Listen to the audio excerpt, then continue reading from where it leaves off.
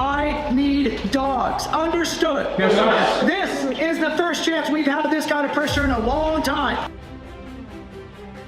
We wanted these rests. We wanted this challenge. Okay, it is hard.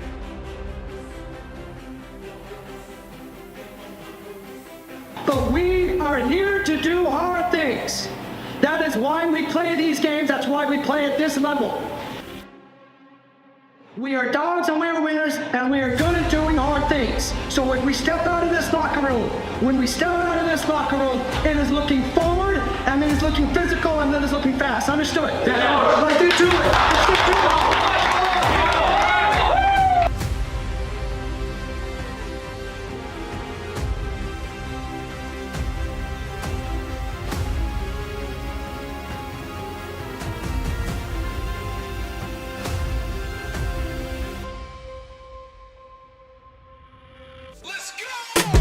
Just over a week ago, the DC Breeze took care of business in the nation's capital to push the New York Empire season to the brink of extinction.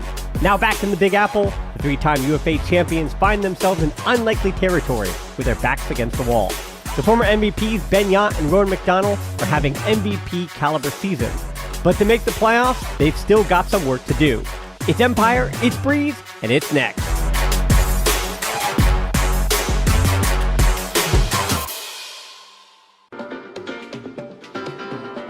Here in the Big Apple, New York. The Empire making their debut at the stadium at Memorial Field in Mount Vernon, New York, again, just north of the city, where the stakes could not be higher. The New York Empire sitting at 3-5, a losing record for the first time in quite some time, playing host to the DC Breeze at 4-3. As we mentioned, it is a rainy night, but the stakes could not be any larger. Welcome to the booth, Dan Hilton alongside Brian Jones. And Coach, we lay out from what happened last week, and it could be a repeat situation for the Empire, but certainly they know with their backs up against the wall, they have to get a win tonight. They have to. We're used to these two teams. When they play in the regular season, they're usually jockeying for playoff position over the last 10 years. It's been who's going to be number one, who's going to be number two. And now the question is, who's actually going to make the playoffs, and can New York do it? They desperately need a win tonight. After last week, they were 23-15 losers were the Empire against the DC Breeze down at Carlini Field in the nation's capital. And things for the Empire started out a little bit shaky, with the exception of that guy, Ben Yott, his first emphatic spike of the season. But then the New York Empire, they did settle down a little bit. That +8 to the final scoreline, it's a bit deceiving. The Empire were in this game, but bookended by some fabulous play by DC. They got off to a slow start, and Ben Yott kept him in the game. He's been this incredible competitor. But DC just was relentless with their faceless army on defense and pulled away at the end to make it to win by 8. Well, the Royale today taking the glory to double overtime, but the glory coming out the victors 6-0 for them. And then it's that mess in the middle. You see the Breeze at 4-3, the Phoenix at 3-4, the Empire at 3-5, the Royale at 3-5, and still the Toronto Rush technically, numerically in playoff contention at 2-4. And the reason why we talk so much about the standings is because the Empire are in uncharted territory, at least for the tenure of Anthony Nunez and Ben Yott and Jack Williams. Since Ben Yott's rookie year in 2017, this team has not missed the postseason. So if they're going to get back to the postseason this year, it's probably going to be on the back of that guy right there. And he is an incredible competitor. I love to see that completion percentage at 95%. He's grown throughout his career. He's been efficient. He's been a playmaker. He's kept them in games. The former MVP, he's found different ways to get it done, whether it's with the give and go. Of course, he's got that monster size, and he can get up and make easy goals happen. And I think tonight, there's going to be more of those. Finding that connection with Calvin Brown, who was out with injury last game, that's a huge connection for this Empire squad. Seeing those big hucks, because it's going to allow everybody else to play a smaller role and play that role really well. Ben Yott just takes the pressure off of everybody else. Well, Calvin Brown was questionable. He got the green light, and so did the other Minnesota man, Ben Yott from Minnesota, Kuljerk from Minnesota. He was questionable. But yes, the green light for the winner of the plus-minus so far for the DC Breeze. And he's so critical to this offense, this small ball offense that moves the ball really rapidly, a lot of short field that they take advantage of. But with Cole Jurek, he is able to see the big spaces better. He's able to stretch the field. He's able to get those easy goals. If you're even with him on defense, he's going to win the matchup 95% of the time and just make life easier for Rowan McDonald, make life easier for all of the other handlers, take a little bit of the pressure off, and allow them to get their eager, energetic D-line on the field. Oh, it's Cole Jurek, it's Ben Yacht, it's David Bloodgood. The Stars are going to be out in Mount Vernon tonight on the UFA Game of the Week. So don't go anywhere. The opening poll will be up in just a moment.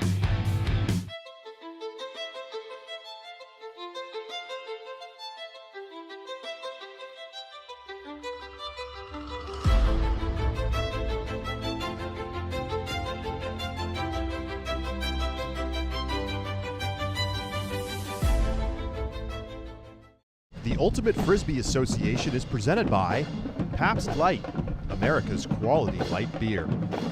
The UFA is also proud partners with Victory Insoles, engineered for peak performance, energy, and recovery.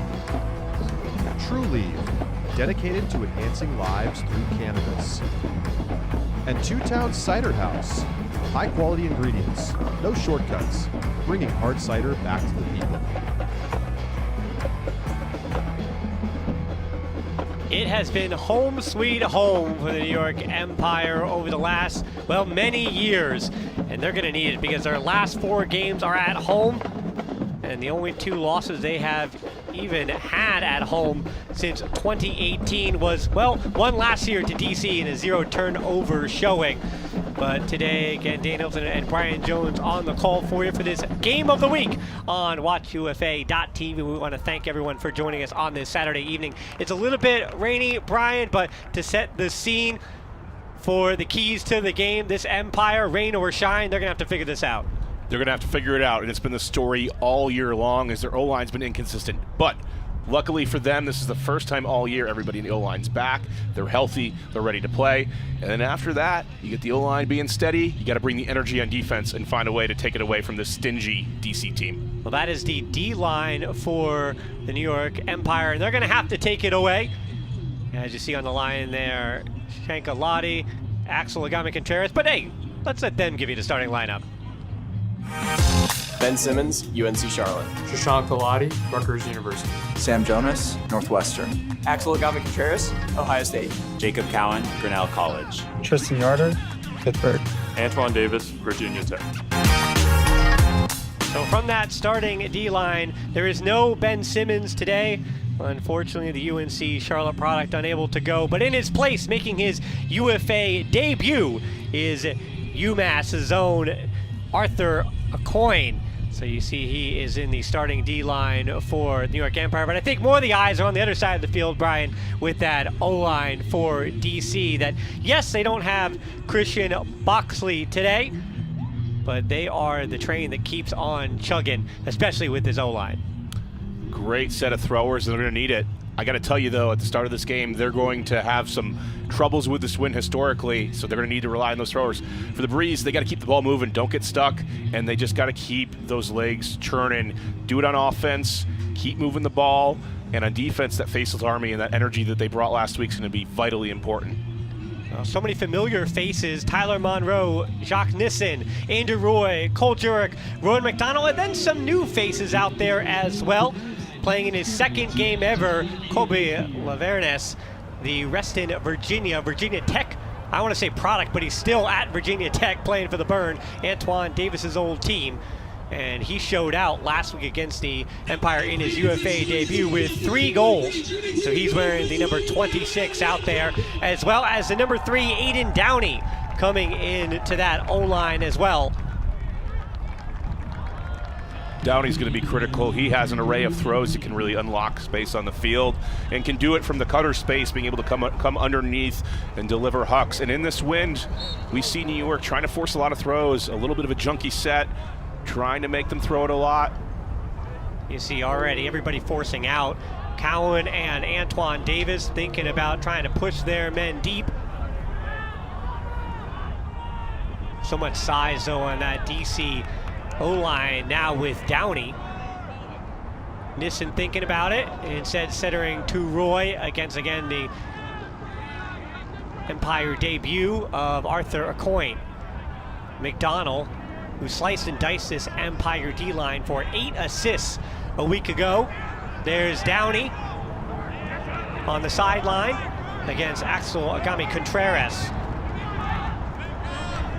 Downey's got that length that allows him to get it off the trap sideline very easily, even in this wind.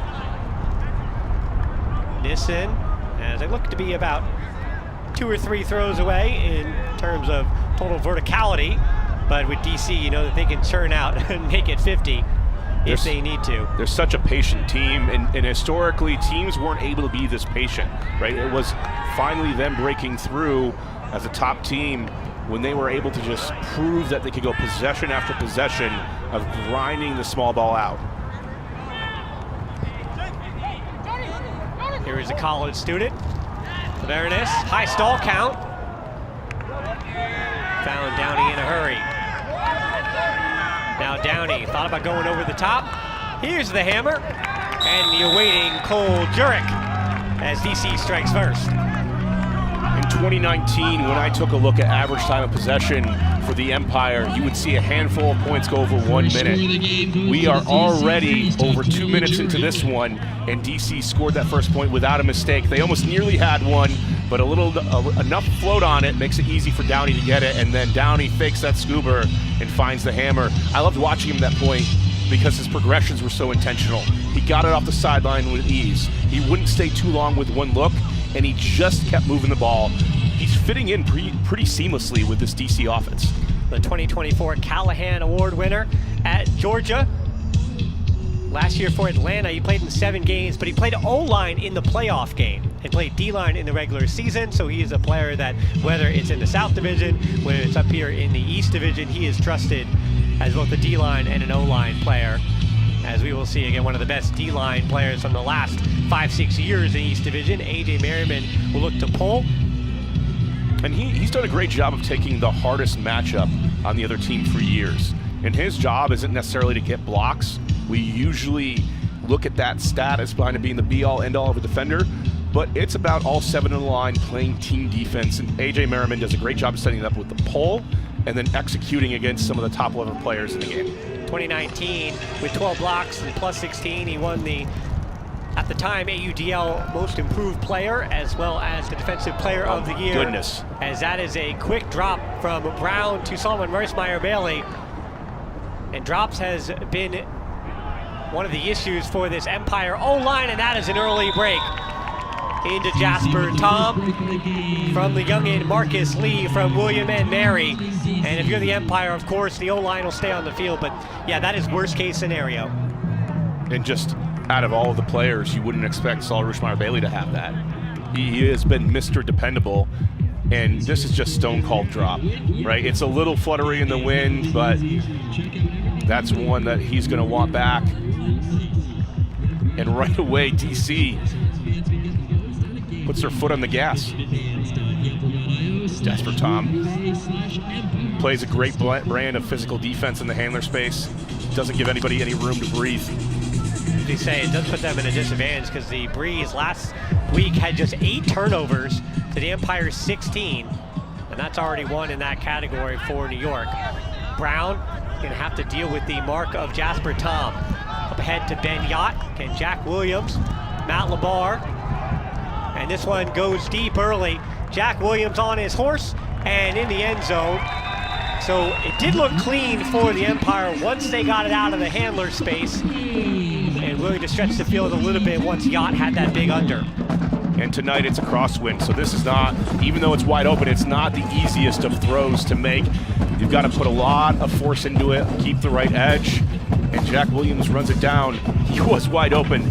Talking to him before the game, he was so thankful to have Callum Brown back because he just does better when he can go wherever is open on the field, whether that's the handler space or the deep space. And here, this becomes a picture-perfect, in-stride flick huck. But you've coached John Randolph in the past, and I don't want to give you too much of a softball question, but he's pretty good at throwing, Brian. He is pretty good at throwing, but earlier in his career, that wasn't his job. On the Brown teams that when he went in college, his job was to be this incredible end zone scorer and get the reset when need be, play in the dominator set, and throw the easy, simple passes. He's being asked to do more, and that's a great sign early for the Empire offense. Well, DC's in a deep position on a really good pull. And Jock Nissen, plenty patient, gets that out of his own end zone. Still on the sideline, and now able to center. I don't know why Andrew Roy bothers to fake the huck, because he usually averages, I think, 2 a season. He's a great break thrower. He's critical to this offense, but he doesn't huck it unless it's wide open. Well, to your point, 97% completions this year, 10 hockey assists with his 10 assists, and 2,300 yards. And to your point, of the 2,300, I think less than 300 of those have come in throws over 30 yards. Jeff Wodach, up ahead to Cole Jurek. Also, Taj Murty making his, not Empire debut, but season debut, returning from Carleton. It just happened to, we got a 50-50 here. Going up early was Max Shepard. Going up a little later was Ethan Lehman. And then never going up at all was Lavernis. And so that is a break chance opportunity for this Empire team. You can see Matt Cat Stevens already in the ref's ear. But Murty puts it up right away to the other college player in UMass's sophomore, Ethan Lehman. The Empire can answer with a break here. High stall count, and this one is knocked down on the goal line. An early opportunity knocked away, but with this win, you have to expect there's going to be a lot of them.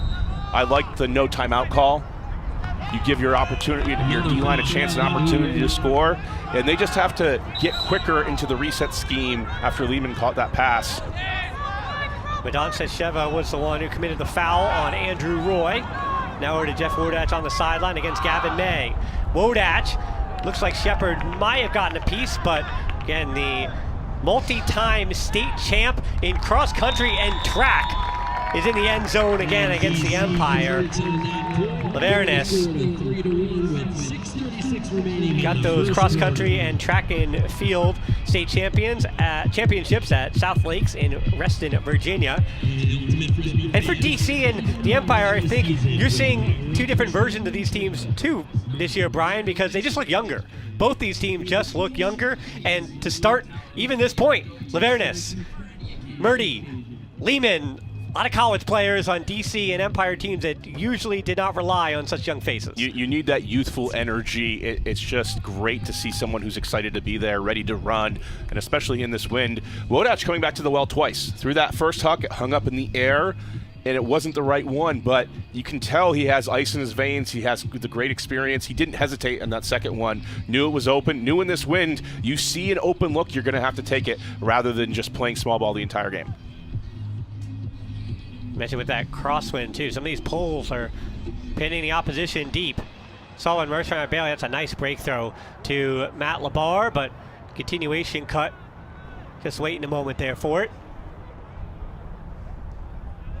This timing early looks great for the Empire offense. It's a question of can they connect their handlers to cutters, and they did a great job there of flowing down the field for the first few passes.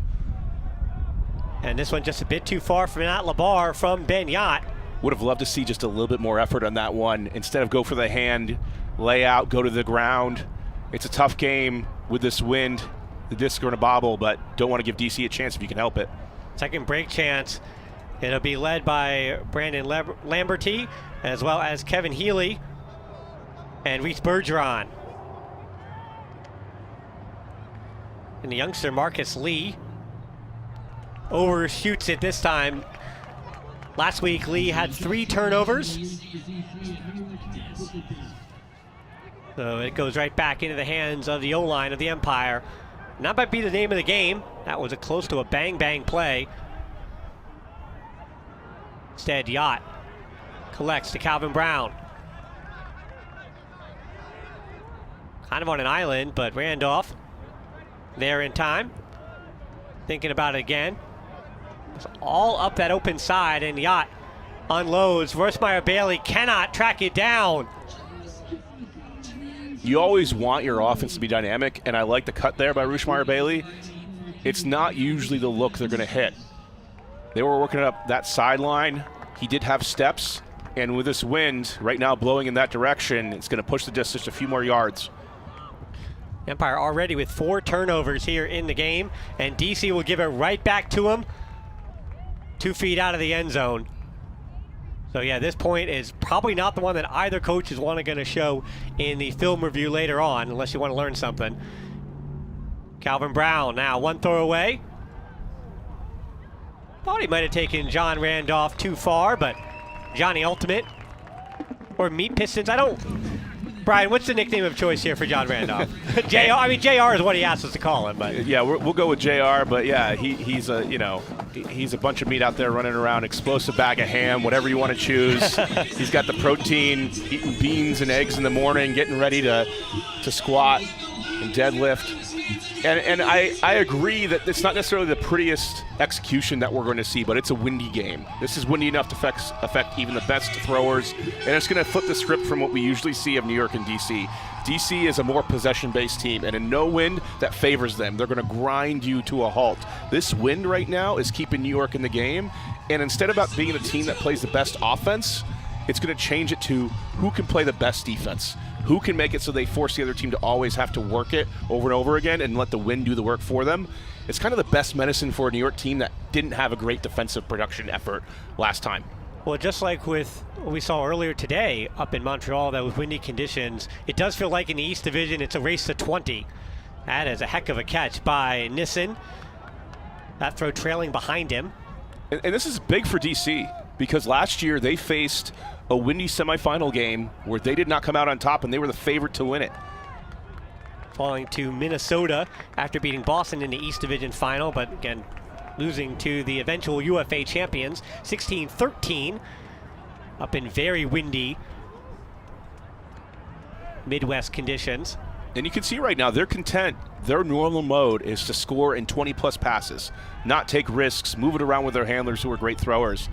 But in this wind, if you see a risk, if you see an open hands deep, you're going to want to take it and play the calculation, play the field position, and go play defense. You don't want to risk a short field turnover. A little too much contact there on the mark from Sam Alston, the Elon product, who's finally healthy this year after being in the Empire orbit for a little while there, but has been that puller when Marquez Brownlee has been unavailable, which includes today. Downey, time on, always available. Just blows past the defender. Now Andrew Roy being quite patient. The inside break for Downey and into the end zone for Wodat. So there is the answer from DC, who goes up 4-2 with 2:27 to go in the first, but that is that patient offense we talked about. Very patient. They're finding ways to work it. And it's just a question of that battle of attrition throughout this game. Can the small ball carry them through? Can they be patient in the wind? How does the wind dying down? Usually because when it gets darker, the sun goes down. That solar energy engine that powers the wind also slows down too, and it can become a different game. And really, we're almost even here at the start of this if it wasn't for that initial drop. Wershmeyer Bailey had a late drop against Montreal as well in that loss up in Canada a few weeks ago now. And a number of factors going into that tight loss for the Empire, but Wershmeyer Bailey always assured hands, but again, drops have been a problem for the Empire. They have the most, again, since that 2017 season. Everett Shapiro does lead the team in that unfortunate category. A little bit of lift to that. Randolph had to get a semi-athletic play to meet it. The adjustments he made in the air, you could see him, and he has that bounce, that ability to change direction so quickly. Makes it look ordinary. University of Michigan product and Theo Shapinski is getting a run out there against John Randolph. Matt Labar, nice edge, and Yacht on the doorstep. Randolph. And there's Matt Labar as A.J. Merriman was a peel-off defender. And that's a pretty good answer. Probably the cleanest O-line we've seen from the Empire so far today. Really good job of working, and at the end, John Randolph does kind of an old school move as the physicality ramps up. As you see handlers get closer, marks get closer, you want to have that ability to step around to deliver the final passes. And after they get it to Yacht, Randolph immediately comes in, gets the reset. He's going to look around, and then he's going to seal off the mark right here. He's going to get that right foot around, and then it's easy money to LeBar for that score. John Randolph makes the hard look routine. Again, John Randolph, think about some of the best in those small spaces, like former Carolina player Anders Jungs, like a Christian Boxley, the way that they attack the weak foot. They're so good in the footwork. It's so fun to watch. It's just, you're watching humans move at max efficiency. DC still up by 1 though, 4-3 with 1:33 left to go. Murdy on Cole Jurek. I think the story here though so far is Aiden Downey. He's doing a good job of coming in and out of the handler space. He's a hybrid. He's not a true handler like Johnny Malks was, but he's doing a good job of replacing part of the production that Malks gave to this team. And whatever the defensive transition assignments may have been for the Empire, they are in vain because DC just runs it straight up Broadway and into the end zone again with 1:13 left to go. Yeah, but you have to create Broadway first before you run through it. And there's a miscommunication here. Jack Williams crossing over on Jacques Nissen. Jack Williams falls for the bite, and then from here it's just easy because everybody's open, people are recovering. You want to keep your advantage. Once you achieve leverage in that way, you want to keep your momentum and dribble your way to the goal. They do a fantastic job of that. And we talked about this before pregame, right? New York having to try to solve all of these problems, the O-line, the 2D lines, figuring out how to get production from all three. And kind of an old school way of doing that is making sure your O-line has enough and then moving people over at strategic times to crossover. And Jack Williams out there on D trying to get back in the game here at the end of the quarter. You get you get a block there, maybe you get the end of quarter rest. Didn't work out, but I expect we'll see more of that.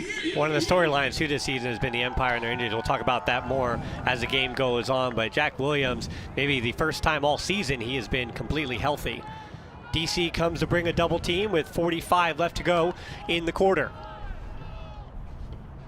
Shapiro in the backfield, and now here's Jack playing back-to-back points. Up to Yacht, wearing those gloves. And that was a tough one that Shapiro had to lay out for, so two uncharacteristic turnovers from Yacht early in this game, and there's the timeout from the DC sideline. It's just an unpredictable wind out here right now, and it's affecting all kinds of throws. You can feel it up here in the booth, and usually in stadiums, we have some cliffs around here, it's going to swirl, and that one looked like it just tailed enough at the end of the cut. Around the UFA, the season has already been heating up in the East Division, sure, but there are some can't-miss games, again, primarily in the East Division. Friday night, that's the 20th at 7 p.m. It's Friday Night Frisbee, Toronto at New York.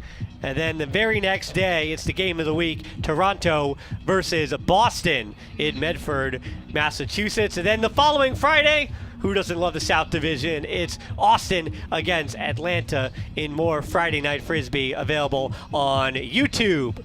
Of course, you'll be on the call on Friday night with UFA's own Evan Lepler for that one. It'll be another fun game, even though the Rush have had a tough start to the season. They have a lot of talent on that team. They're definitely a new team. And they've got 2 straight wins, however, it should be mentioned, one of which came against this New York Empire team up in Ontario.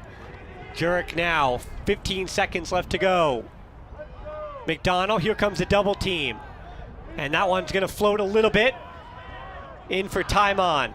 He'll have to throw it up with 3 seconds left. No, instead it's Rowan McDonald. It doesn't get far enough. And it's collected by Agame Contreras. So the Empire, while they could not score there at the end of the first, they prevent going down by 3. It's 5-3 early for the DC Breeze over the Empire. Yeah, just a nice job of staying close. That could have been a disaster first quarter. They're within 2. They got to feel good about that going in the second quarter. So the Empire, a few things to work out and tweak here at the stadium at Memorial Field in Mount Vernon. We'll be back for the second quarter here on WatchUFA.tv for the game of the week. I need dogs. Understood. Yes, sir. This is the first chance we've had this kind of pressure in a long time. We wanted these rests. We wanted this challenge. Okay, it is hard.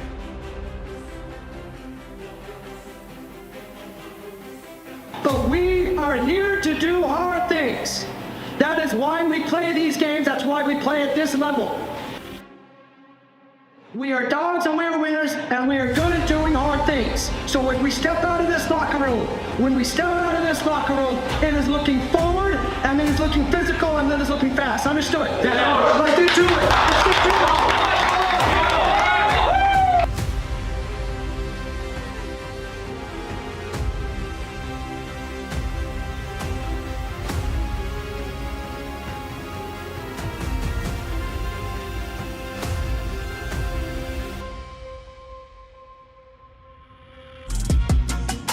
Back here in Mount Vernon, New York, just north of the Big Apple. As whether it was on the road or at home, the Empire have been missing so many players this season. Drew Snodigal has missed 7 games. Antoine Davis, Jack Williams, Oliver Chartok.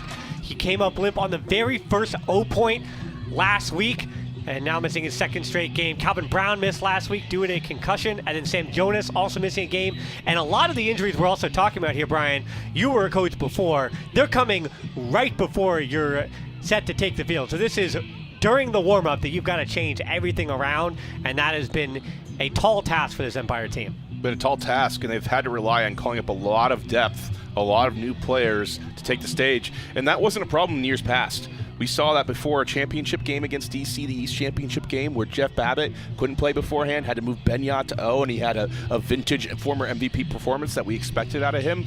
But now, Chartok goes down, and you don't have Benyat to bring over. He's already there. This is the first time all season that they've been healthy, and it hasn't been perfect so far. They've had one mistake that they would certainly like back, and Yacht's had a few throws in this wind that you'd like to see him tighten up on. But it's already so much better allowing Jack Williams the freedom to move downfield. And you're seeing that also from Saul Rushmeyer-Bailey. Not getting stuck in the handler space, cutting deep from the back of the stack. That's Rushmeyer-Bailey to Randolph. And you mentioned 3 turnovers for Benyat in that first quarter. And he and Jacob Cowan were the 2 who were throwing around between the quarters. So getting those throws in, trying to figure some things out. Shapiro, as that was a layout by the Tulane college student, Michael Wagner. It seems like whoever Jasper Tom is on is trying to take him deep, and now another miscommunication. That is turnover number 4 for number 4.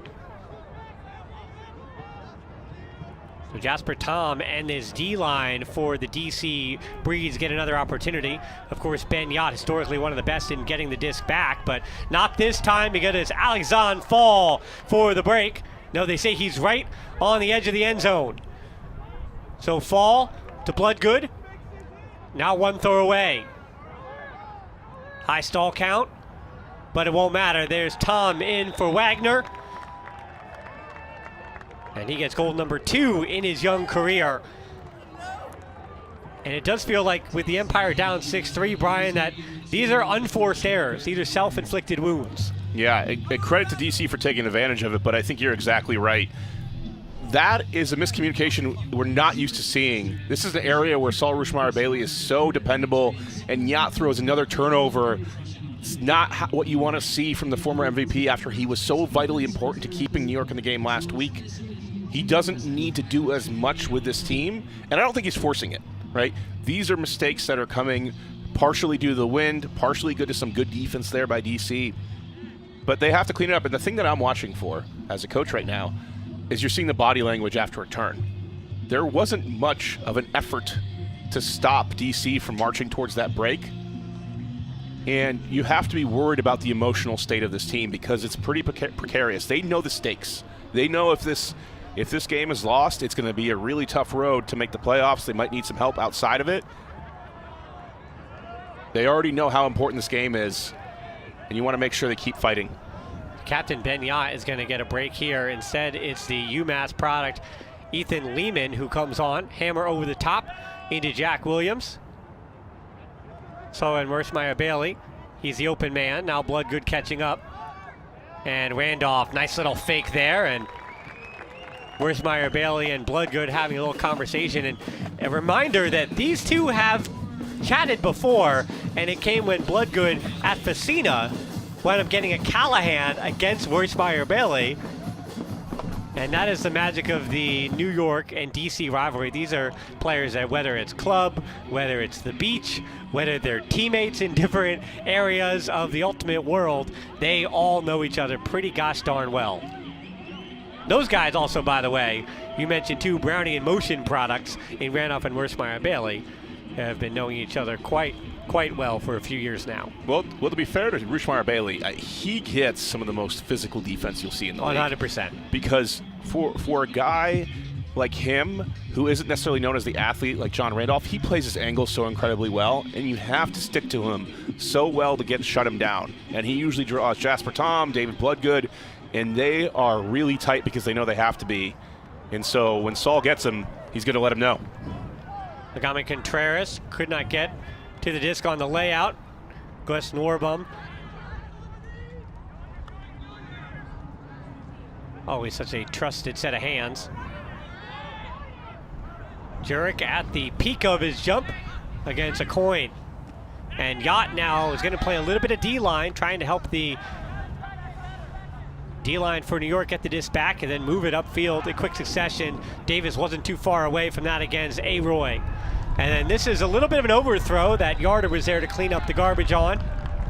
But are they going to call a foul against Yarder? I think the answer might be no, and the Empire will pick this one up. It's going back to the they original. are going to go back to the throw. So I think they're saying that the foul was on Davis on the throw. And now we're figuring it out. We're going to toss it around the horn. All right, so final correction. Flip a coin. Oh, it's Empire's disc. It is Empire disc. All right. So this will be Alati and Sam Jonas. The stack is so deep from Alati there. He had to make a really tough break throw into the wind. And there is a timeout already. So before Arthur Acoin could get a throw off in his UFA debut, you can see the frustration from the youngster. He just wanted to get that first throw under his belt, but he will have to wait because the O-line for the Empire will be back out to try to bring New York back within one. And you do feel like, Brian, at this point in the game too, because of the pace of the game, it feels like DC just keeps winning at least things, not necessarily scores, but they're winning things, and they're up by 2 at the moment, but it is just 2, and now New York can come back within 1. They've been sharper. They've been the sharper team so far. They've made fewer mistakes. New York's been out of sync. Part of that has been DC putting it there, but a lot of it has just been them with the unforced errors, as we mentioned. Yacht with 4 turnovers already. Saul Merschmeyer Bailey with that critical drop. And I'm just looking for that spark. I'm looking for them to get that break and see that passion, knowing that they're fighting for their lives. You know, it's not a guarantee that they beat out of the playoffs if they lose this game, but it's going to make the road that much harder. It's Randolph and Williams in the backfield. Fall, Randolph, what a fun matchup that is. An interesting 4-person dominator set it looks like we're seeing here. Merschmeyer Bailey, Randolph, Labar, Williams, trying to work it against the wind. Cutters are really, really deep. You can see Shapiro is just 40 yards deep. You can't see him on screen. That's how deep he is. Yacht coming in, and Shapiro is just sitting back there. And now it looks like they've fallen into a normal offense.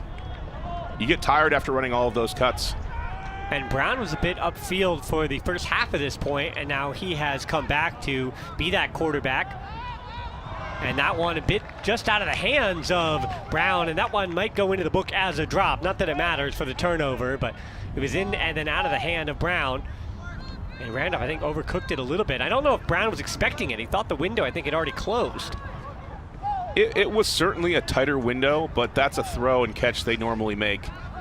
And now this Empire O is going to have to get the disc back on what is, remember, a hold for DC with 70-25 left to go. Merriman, this is going to be fall against Randolph. It's why we call it the game of the week. And John Randolph got the position.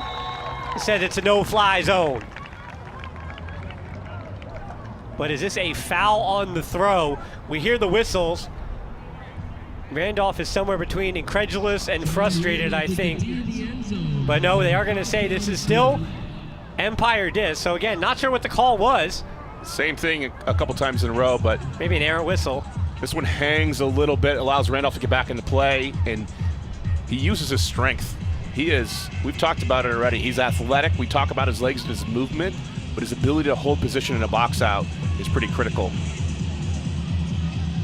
I don't think there was a foul on the throw. I thought Merriman got it off pretty clean. And we're calling pass interference. I don't know, on Randolph? Yeah, it's on Randolph. The ref having a quick conversation with him, and Randolph disagrees. And I would think that Fall would disagree there too. We saw even last week with these two some bang-bang plays as well, Brian, where last week, remember, Grovich kind of leaped over Jack, didn't get the call. They were frustrated by that. And then Yacht thought he was gotten fouled a few times and wasn't getting the call either. There is a lot of physicality allowed in this league, and I'm surprised that's a foul call.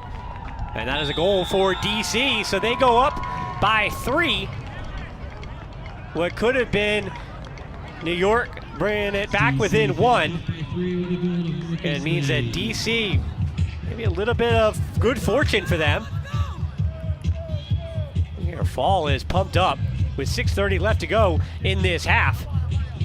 It's not do or die time just yet, Brian, but you do feel like thinking about last week, well, let's look at the foul first, and maybe they say it's a left arm extended from Randolph, but I'm perplexed. In this league, that's not a foul. There's certainly contact, and there's contact being played all over the place against these two teams. It's a physical rivalry. We see it in the handler space. As far as it goes, that's a tame foul, if that's a foul at all. I disagree, especially with the level of physical contact that's allowed in the rest of the game. I think the argument for it not being a foul is the fact that Fall was able to get a play on the disc with both arms up and extended. It's not like one of those arms was unable to make the play. So here's this O-line for the Empire, and with some more work to do. It's Randolph and Williams in the backfield. You can see an intention here to be dynamic. I think anytime Jasper Tom ends up at any matchup, they're taking him deep. And that is a beauty by Calvin Brown in for Cowan. That's huge. That's exactly what we've been looking for from Calvin Brown. He's got incredible throws, and everybody knows it across the nation. You don't need an introduction to him. He's done it in college. He's going to do it here for the New York Empire, and it's just a matter of time.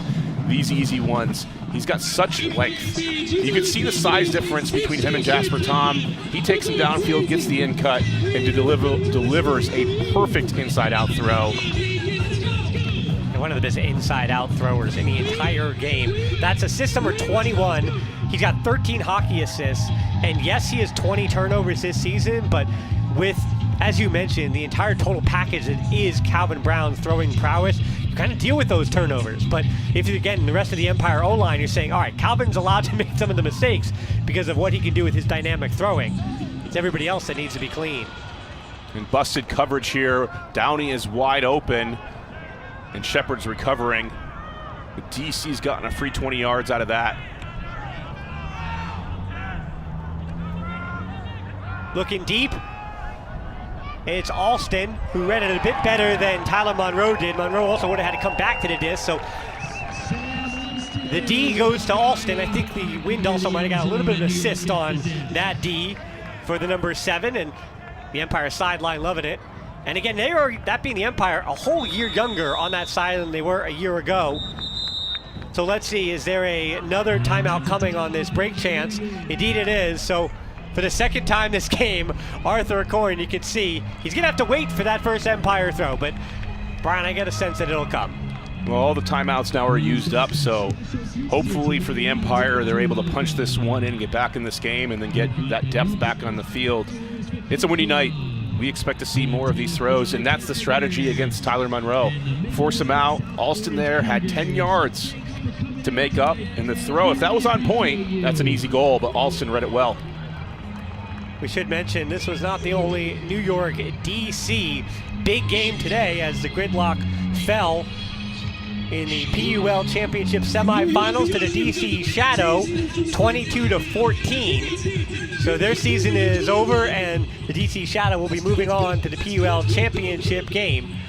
And so, of course, the Empire hoping that New York in semi-pro ultimate does not go 0-2 on the night. They're coming out of this timeout in a side stack isolation here for Randolph. And Worthmeyer Bailey does not put him up very often, but he did it to the man he trusts more than any other in John Randolph, who runs it down. So now already good field position for the Empire on this break chance.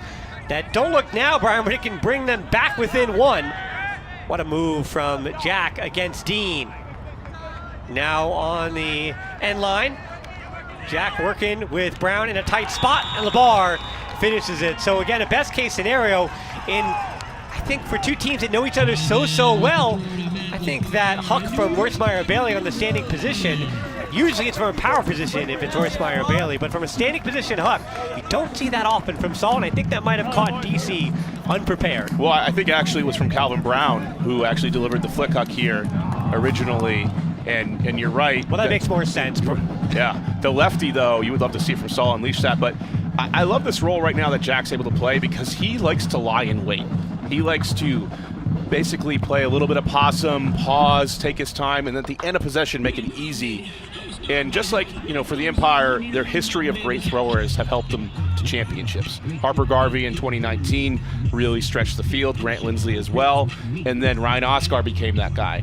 And Calvin Brown has to be that guy to open up space on the field, and that's what we've seen in this second quarter. A couple of Hucks back-to-back, making it easy, efficient. Now the Empire will need to get the breaks.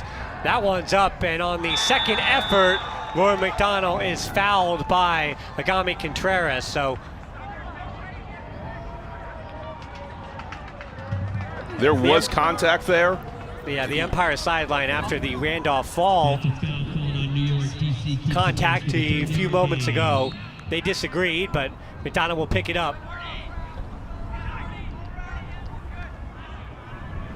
Back to Roy, trying to keep them on that sideline with the wind pushing against them. And Roy, this one almost too far for Rowan, but it winds up being a perfect throw up the line. And there is time on against Sam Jonas, and two pretty gosh darn good athletes. Listen, that's the throw that they wanted. Now Wodach floats a little bit, but the youngster brings it in. And that's the throw they needed, right in the end zone from Monroe to Jurek. So it wasn't pretty. Now we have a call, a travel, maybe a pick. And they say it's a pick that does affect. So yeah, that was Antoine who called it early. It's so tough playing this DC team and defending against them, because you feel like once they get past half field, they're just comfortable. They've worked it. Forcing out, you do that to every team past half field because the space constricts, and they're just at home. Well, we saw them in the warm-up, Brian. You asked about it for Coach Boyle, as that was a little bit of a bobble by Monroe, but keep possession. We'll talk about that warm-up here in a second, as it's McDonald. And tight spots. Don't see a lot of, obviously we never really see a cup zone, but a tight spot. Antoine couldn't get to it, he had sold out, and that means it's a goal for DC. McDonald, yeah, you can see he's just relieved to be in the end zone with 2:43 remaining, but you mentioned it, once they get across half field, they go back to that warm-up that they did, which, can you just break it down for us? They just are good at moving in small space, and they have a warm-up where everything's in a crowd, and they're used to the tight windows and the give and goes and creating small spaces with movement. You can see how comfortable they are. They put so much stress on the defense that we see Antoine sell out. You saw Jonas sell out earlier. You're just trying to bring so much pressure around the disc. As soon as DC breaks through, they make the scores look easy. It forces a defense to be compromised because they have to be so darn aggressive to go out and force DC into a mistake in the end zone, and it's so hard to do it. Trust me, I've tried a lot. Of course, some of your battles with Daryl Stanley through the years, quite a lot of fun. Wurstmeyer Bailey, that's a tight window catch, and we talked about it. He winds up getting hit quite a bit, and that time, again, the youngster Marcus Lee goes right through him. He takes a lot of hits in this DC-New York rivalry. And when he gets a chance to let him know about it and score, I think he has every right. There's that battle, there's that line of physicality that we want to see in a rivalry, and he takes the brunt of it because he's so good, again, at those angles in the handler space, getting open. And again, Marcus Lee, a new face in this rivalry, as Jack to Calvin Brown, as Jasper Tom lays out. Now here's Randolph. I went a little bit low for LeBar. I think LeBar expected him to put him in the end zone. The Empire has looked much better here in the second part of the second quarter. Another whistle, and I think that'll be a push-off against Jack on Dean. Jack trying to create some space. Foul called against New York. And LeBar managed to secure it against his chest. So there's the effort from Matt LeBar that the Empire are going to need to get their way back into this game. Jack, Wurstmeyer Bailey, again, plenty of time. And now in the end zone, it's the lefty into LeBar for another goal. 1:18 left to go now. The Empire back within one. So you know that late game situations sometimes, Brian, feel like a goal and a half, depending on who winds up winning end of quarter situations. Another huck for the Empire. Williams striking deep to Brown. And again, I've got to think it's his intentional strategy. Whoever Jasper Tom ends up on, he is cutting deep. He is neutralizing Tom's ability in the handler space to be a great defender. And Tom is still a good cutter defender. He's made world teams for USA. He's an all-around good defender, but he's most excellent in the handler space. And the Empire's decided to neutralize that, get him out of the handler space, have whoever gets that matchup go cut. And we talked about Calvin Brown throwing the hucks, and it's Jack Williams throwing the huck to Calvin Brown. Calvin Brown's a dynamic force that has the ability to do all things, and Jack has been able to play possum, be that playmaker late in a point, and just strike like a cobra when you least expect it. Jasper Tom is 5'9", but yeah, he's given up a few inches to all the 6-footers in Wurstmeyer Bailey and Brown and Williams and the matchups he's had so far tonight. So now under a minute to play, and what is a patient DC offense. We'll see how they manage the 1-minute drill. You can hear from the sideline all the way up here. They're telling Sam Jonas, get underneath, get under Sam. And Sam Jonas got underneath, and that's going to force a timeout because the stall count was at its final moment. You can see Oliver Chartok, Benjamin Simmons, so the walking wounded on the sideline for the Empire, along with Oliver Fay. And all players you could use. You could make an argument, Brian, that Oliver Fay has been the best defender for the Empire this season, at least downfield. They do such a great job at DC of moving it side to side, and that's why we're seeing all of these athletic defenders for New York force out. Well, hopefully Oliver Fay is back for that matchup in the Friday Night Frisbee on YouTube, where it's the rush against New York this Friday on June the 20th. You can see a little bit of Carkland's magic for Toronto, and then it's Toronto again in Carkland's the following day on the Game of the Week on WatchUFA.tv. Toronto at Boston, and then next Friday on the 27th, it is Austin against the Hustle. Right out of this timeout, New York's chosen to sub new people on, get some fresh bodies on the field. Including John Randolph. I like this move, 46 seconds left, put your best players on. And they're just sitting underneath. They're trying to make this DC team move side to side, and that makes it all more impressive that they're able to do it long term. Wodach, tight angle. McDonald asking for the contact against Randolph, and the whistle came a little bit late, and Randolph does not protest. That will stop the clock at 29 and give DC 10 yards that they've had to fight for. They're good at fighting for it. It's strength on strength. Roy, faked over the top, now Nissen. Andrew Roy does not need much room. These big fakes open up little slivers of windows on the marks. Now Jurek against Davis. Forcing sideline, is that more contact? So the Empire just allowing DC to walk the disc up. They've got 12 seconds, but now they're only around 25 yards out. And Roy, that's gonna be a laser in for Downey. And Jurek find the end zone with 5 seconds remaining, so almost a worst case scenario for the Empire. They allowed the goal at the end of the half. Now they've got 5 seconds to go the length of the field. It's just so tough. What are you gonna do? DC is so good at doing the slow walk down the field, marching through, and right now the refs are saying we want to control this game. Any physical contact, they're calling pretty close right now, which is gonna aid DC in this case. And it just feels inevitable. What do you do as a defense once they get past half field? DC's already looking to move it side to side. They don't like to take risks. It's windy tonight, but not so windy to take DC out of their game.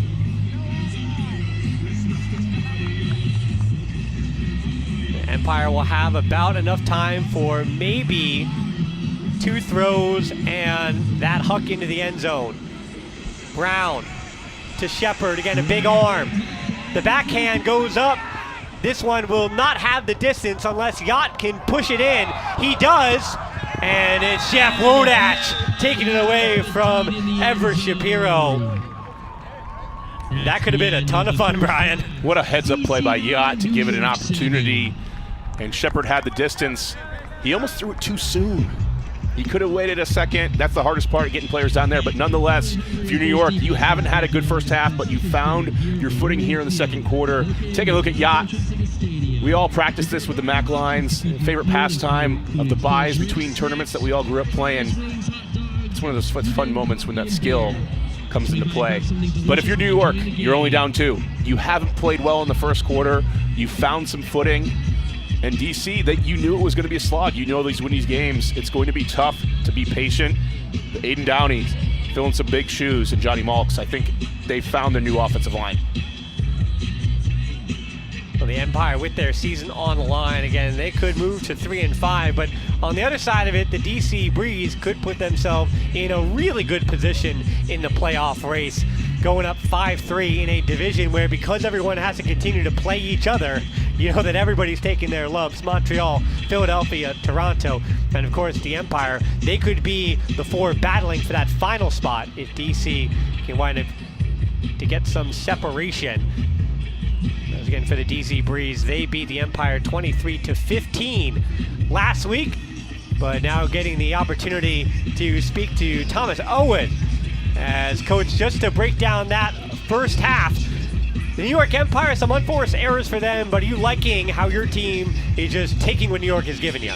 Yeah, I love the defensive pressure that we're applying in a lot of spaces. Some of our younger, newer players, guys like Michael Wagner, Marcus Lee, and even some of our older players like David Bloodgood are being really opportunistic, especially as New York is getting into later stalls and trying to switch the field. I think our pressure is definitely contributing to some of those errors, but obviously, you expect and take that New York's probably going to ramp up their execution in the second half, and we need to make sure that we match that and keep our lead. Now, I know last year the season ended in semifinals in a heavy win game. Have there been any lessons drawn that you've applied to this O-line in this game to prepare for the wind and be ready to go? Yeah, I think at a certain point it's trust in yourselves as a cutter and a thrower to make it easy for your teammate who's receiving or trying to catch your throw. I think we're also introducing some speed elements into our offense. We're making sure we still push deep and put our cuts deep even if those throws aren't viable, because we have people who are going to come underneath off of that, off the switches, and make for easy continues and completions for us. So, I think it's obviously easiest and nicest when we don't have wind, but we're ready to play in any condition that we face. Well, Coach, Thomas Edmonds unavailable for this game, so yep. Aiden Downey slots into that O-line. What do you like from the Georgia product so far? Oh, I just love his personality and what he brings on the field. I think his creativity as a thrower really blends well with how we like to play and allows us to hit spots on the field that the defense isn't expecting, and that as we continue to build chemistry with him, I'm really excited to see his star continue to shine for us. Well, Coach, thanks so much for the time, and best of luck in the second half. Thanks, y'all. So Aiden Downey at the moment with 3 assists, a +3 in the game. Wodach with a goal, an assist, and a block. And John Randolph with a goal and 3 assists. But John Randolph maybe leading the plus-minus. His team is down in the score line. Down to the Breeze, 9-7 here in Mount Vernon, with more second half analysis coming up on the other side of the break.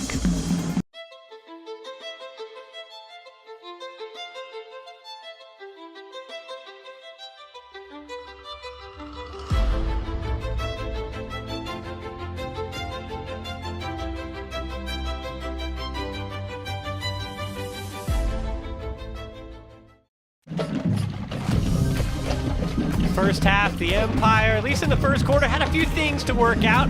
Well, John Randolph to Jack Williams, that's already figured out, but the DC Breeze also so patient with their offense, but that D-line also getting the breaks they needed. Alexander Fall against the aforementioned John Randolph, and then Calvin Brown.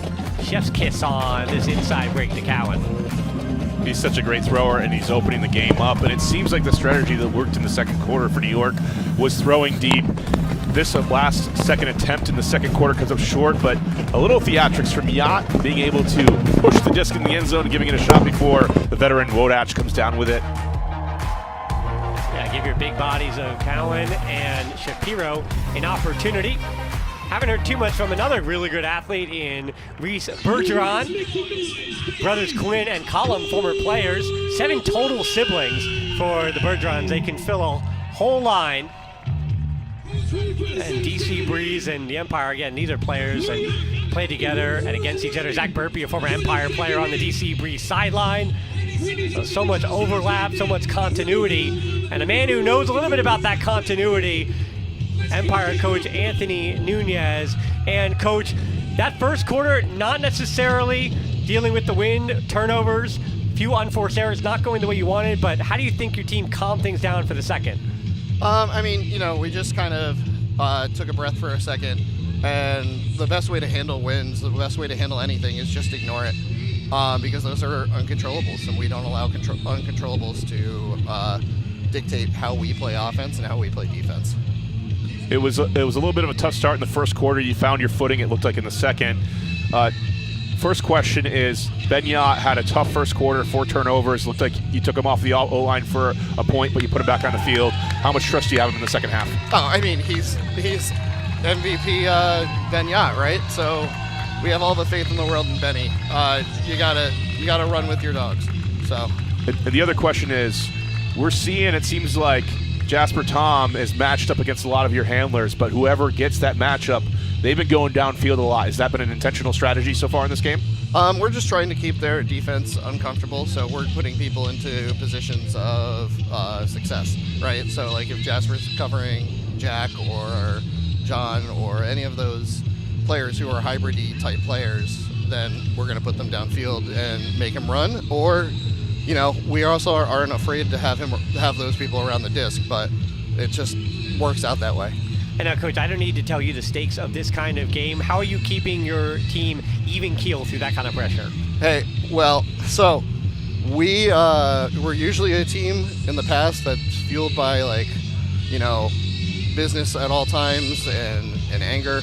This time we're taking a totally different approach. We have a lot of young players on this roster, so we're having some fun. Well, Coach Anthony Nunez, again, best of luck in the second half. Thank you. And that is Coach Anthony Nunez, the head coach, along with the other head coach in Matt Cat Stevens, and they've got their work cut out for them in the second half of action. Again, 9-7, the Empire trail the DC Breeze. A week ago, the DC Breeze able to create that separation, winning 23-15, and the Empire are going to have to reverse their fortunes if they're to remain in the playoff picture. But the interesting thing, of course, Brian, that we should also mention is that in New York, well, first we'll do the game stats. I don't want to talk a little bit about home cooking, because from this, the only thing that really jumps out at you, again, that's keeping the Empire in this, is that Hucks category. Yeah, they've gone back to it in the second quarter. Calvin Brown throwing a few shots. Jack Williams throwing deep to Calvin Brown. They had an early Huck on D-line that they didn't able to convert after that to Ethan Lehman. He caught it, had a reset error. Once they've opened up the field, the O-line looks a lot more comfortable. they're just relieving pressure on the handler system. And for DC, it's kind of business as usual. And we've been talking a lot about the win, but to that point, the Empire have only turned it over 8 times, and the Breeze have only turned it over 6 times. And it's been only 8 total opportunities for those D-lines to break. But also want to mention, too, for the Empire, they've been on the road for so long. Of that record, that 3-5 record, yeah, they struggled on the road, but they have only been at home once in that win months ago now against Montreal, and they finished with 4 games now at home, while DC finished the season hosting Montreal, at Boston, hosting Boston, and at Philadelphia. So things do not get any easier for the DC Breeze. As here in the second half, Benyat playing D-line once again. And they're forcing out the cutters. This is not really a chess match. This is trying to get DC to make a mistake and take advantage of it, and they're so stingy with the disc. It's an uphill climb in the second half. We also want to remind you that tonight's opening poll had been presented by Pabst Light, America's quality light beer. Shapiro also playing on the D-line. Tristan Yarder getting the nod. First played for the Empire in 2019, throwing a hugely critical reset to seal the deal with Marquez Brownlee. That highlight's a fun one to look at. Tristan Yarder again trying out as an 18-year-old for the Empire. And they say to Sam McCrory, who's not in the 20 today, is probably the most impressive 18-year-old they've seen at tryouts since the aforementioned Tristan Yarder, who's now a graduate of the University of Pittsburgh. Went to plenty of college nationals. Norbaum over to Jacques Nissen. And that is, for the Empire, the difficulty of putting Shapiro and Yacht out there for this D point, that if you don't get the turnover, you wind up working Yacht and Shapiro out. But as we mentioned to Coach Anthony Nunez at halftime, it is do or die right now for the Empire season. A lot of switching there at the front of the end zone. Not a tremendous amount of pressure on the handlers either. Except for there, that's all right. Bit too much pressure as Yacht commits the foul.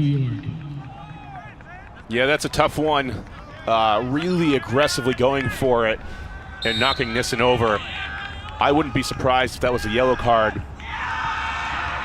And there's Sam Jonas, a hand block on Nissen. And so the Empire D-line getting the break chance that they need to find their way back into this game. It's Alati in the middle of the field. The massive chaos downfield. Sam Jonas. Now Yacht. Yarder's going deep. They get it to Axel Agami-Contreras here on the near sideline. What a spin move by Yarder. And Yarder against Cole Jurek. That's a fun matchup too. Antoine Davis now in the backfield. Sam Jonas usually can quarterback the D-line. Got a lot of throwers out there. Alati, Axel Agami-Contreras, and there's the break to start the third quarter. The first 0 point of the game was worst case scenario for the Empire 0, and this is the best case scenario for this D-line here to start the second half for New York. They finally got DC to make a mistake. It came from the double team, that high scuba deflection, and then from there they work it down the field, and you see the outpouring of support. Here it is, just getting the tip on it. Jonas, and then from there, working it through the cutters, and at the final point, Alati, Contreras, getting it done. There might be a little bit of an idea too, because Shapiro and Davis and Yacht, that triple threat, they are actual deep threats that O-line, I should say, defense had to, for DC, consider when you have those underthrows from Jonas and Alati and Agami-Contreras. And here's Randolph now crossing over. It was just an interesting point Nunez made at halftime, this team trying to have more fun. You usually see Yacht kind of being a rallying cry for maybe a little bit, I don't want to call it angry, but just competitive nature. And you're seeing the energy. You're hearing it from the sideline. People were flooding the field to celebrate that last one. And that's what they need as a team, is that belief and that confidence and the energy moving forward. Well, it's energy from the college student Ethan Lehman against Moen McDonald, who shows him the pizza pie.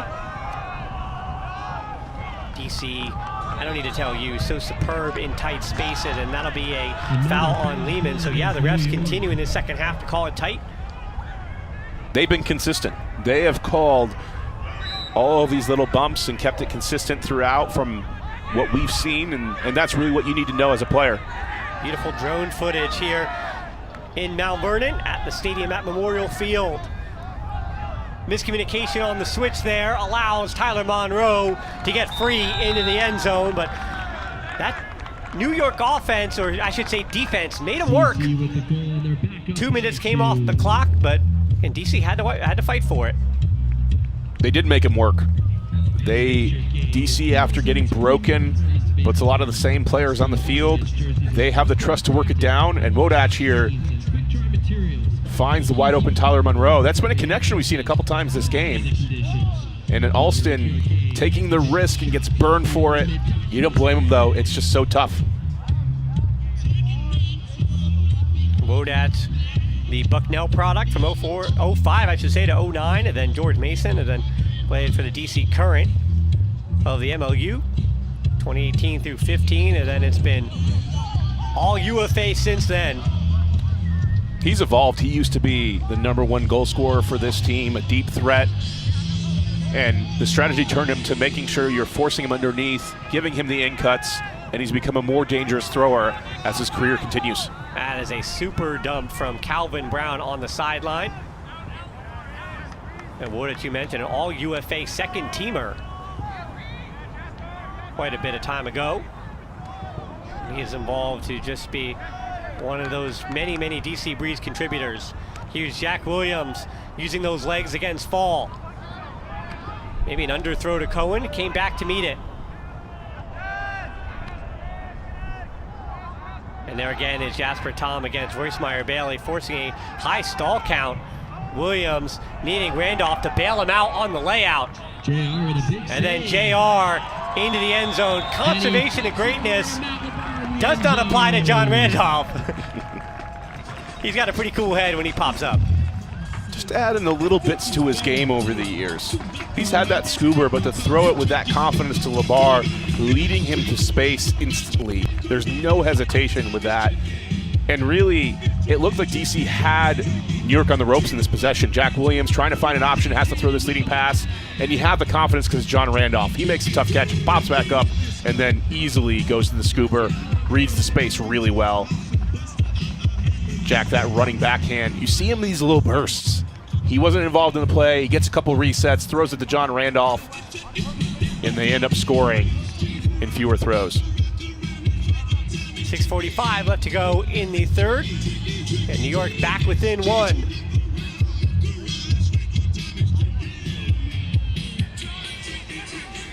Gus Norbaum to field. William and Mary, and Northeastern product. Been on the team in the post-pandemic era. Also, one of those played with former siblings. Then Zach Norbaum was on the team last season. Another foul called on the thrower. There's another foul, which goes against the Empire. Now Downey against Sam Jonas. That's a fun matchup. High stall count. Into Roy. And Jurek on the unders. New York playing a bit of a zone here, and that's a zone-breaking pass. Shapiro on D-line against Monroe. They center into McDonald. And so much is running through Jeff Wodach this time around. He's so confident at this point in time of just finding the open hands. Monroe into the end zone. Jonas can't reach it, and that's in for Aiden Downey. Goes the finish for the goal. DC keeping pace. What a throw. You don't normally see a lot of the main players from DC huck very much, and this throw choice is just so interesting. Tyler Monroe is known for the elevator backhand. He comes from a Seattle background, playing in mini and small-sided games and throwing all kind of creative throws, and that elevator backhand is usually flat, but you don't see this type of shape normally to finish a play. He does a ton of work to get open. He's a workhorse, fakes that flick, and then look at this shape. There's not a window here. It's not open, but it is with Tyler Monroe. Perfect edge on that disc from Tyler Monroe. Originally from Seattle, similar to John Randolph. There is certainly always something in the water out there. Back to this New York O-line. Just have to keep pace. Keep yourself in this game. Still down by 2. Now midway through the third. That's another huck. Yacht, well read, gets underneath AJ Merriman. Now Cowan, a throwaway. And it's Matt Labar striking into the end zone once more. The assist from Cowan.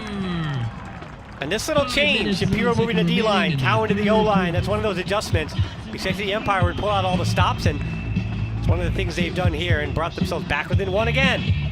Yeah, they're fighting. They're fighting for their season. You're seeing the energy that you need to see from a team that has their back up against the wall. And this is a tough one for AJ Merriman because he plays textbook defense on Ben Yacht, and Calvin Brown throws a trust throw out to space, and it's short. I don't think he intended this, but it's like the back shoulder throw that Aaron Rodgers was known for, being able to let the receiver make an adjustment on it. AJ Merriman is blind to it, can't see what's happening, and Yacht so good at making that adjustment. New York, ever since the end of the first quarter, finding easier ways to score. They don't have to work it. Just a clash of styles compared to DC. And that was a little bit of deja vu from last week when they settled things down in the second quarter, but this is going to be a wonderful pull that will force DC back on the end line. They did settle things out in the second quarter, but they didn't have Calvin Brown to keep him going. Nissen, what a throw. At least the first throw was special. And then Alston coming from behind. Downey shuts it down. So Nissen back on his own end line. What a play. Played with fire once, but Alston absolutely behind his head. Here's a coin. There we go. That's the first Empire throw for him. And then the timeout. So they did let Arthur Coyne get a throw off here. So he gets a smile from his college teammate, Ethan Lehman. And the Empire with an opportunity to tie this game up. And I think that timeout at that point is the right call. And you see that Nissen short arms this a little bit in the wind. And it might have got the extra float, but that extra float also gave Alston the moment he needed to get back to it. Well, this disc holds its angle well in the wind. This new disc does a great job of letting players set the angle and putting it out. But it means it's going to hold that and float more than previous discs, which actually, while it can be helpful in the wind, it's also going to give a chance for the defense. And Alston making an incredible play. He has to get up there without fouling Downey. He has some contact. I thought for a second we might see a foul call just because we've been seeing this game called tight. But that's a great play, giving New York the break chance. And O'Coin with a clutch timeout call. Seeing the double team, not even bothering to throw the next throw.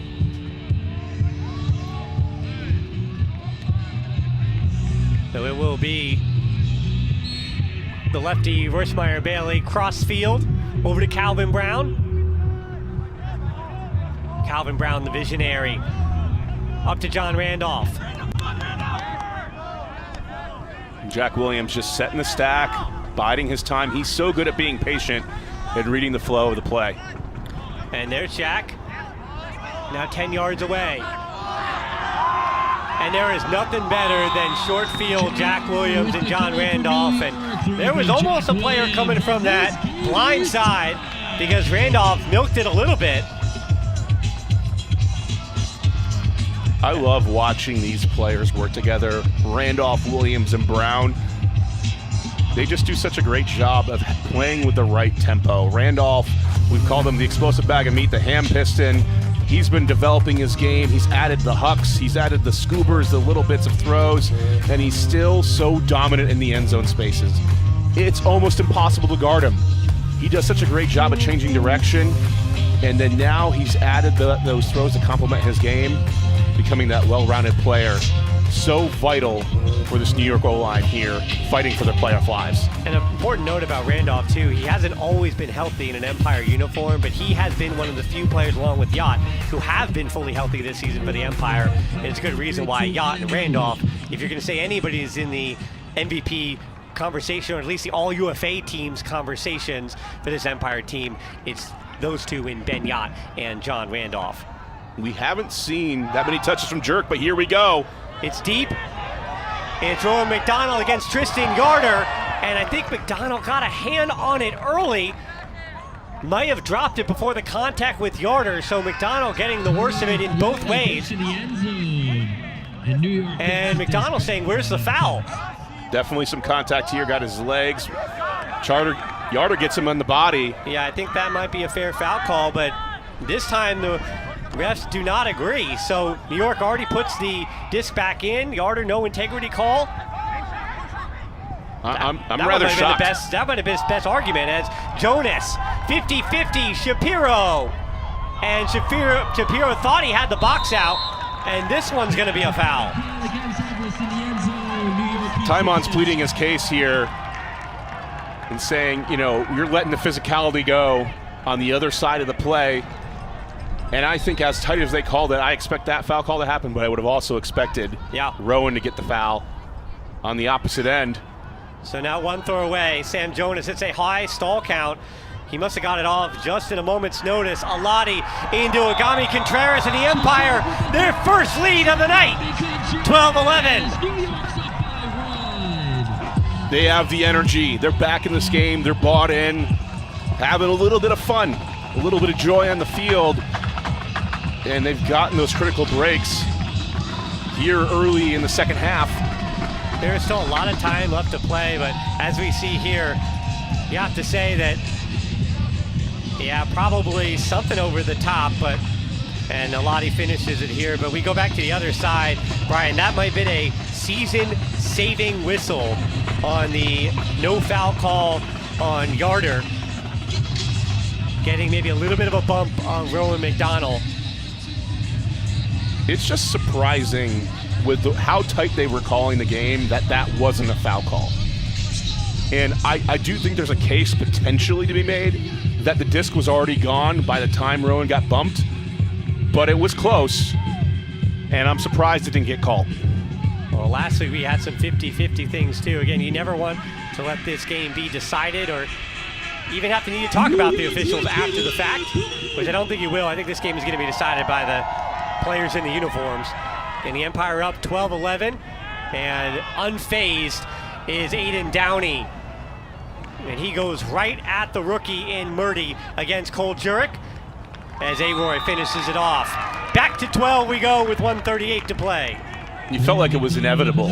If you know Aiden Downey's skill set, he's a creative thrower. He can get the job done in the wind. He's got the length to throw it past a lot of marks. He gets that under, and the New York defense has been forcing out all game long.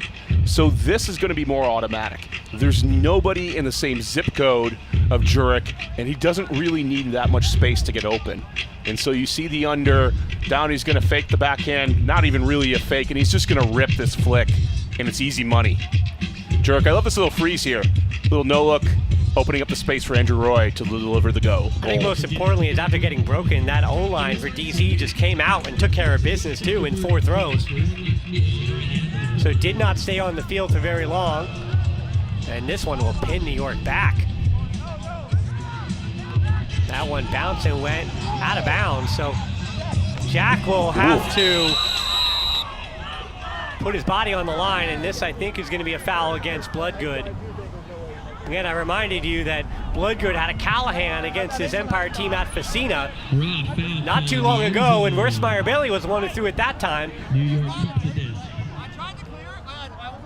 And you can actually hear Bloodgood on the field mic saying, I tried to clear, but he was arguing that Jack created the contact, but instead Jack's going to pick up at the front of the end zone.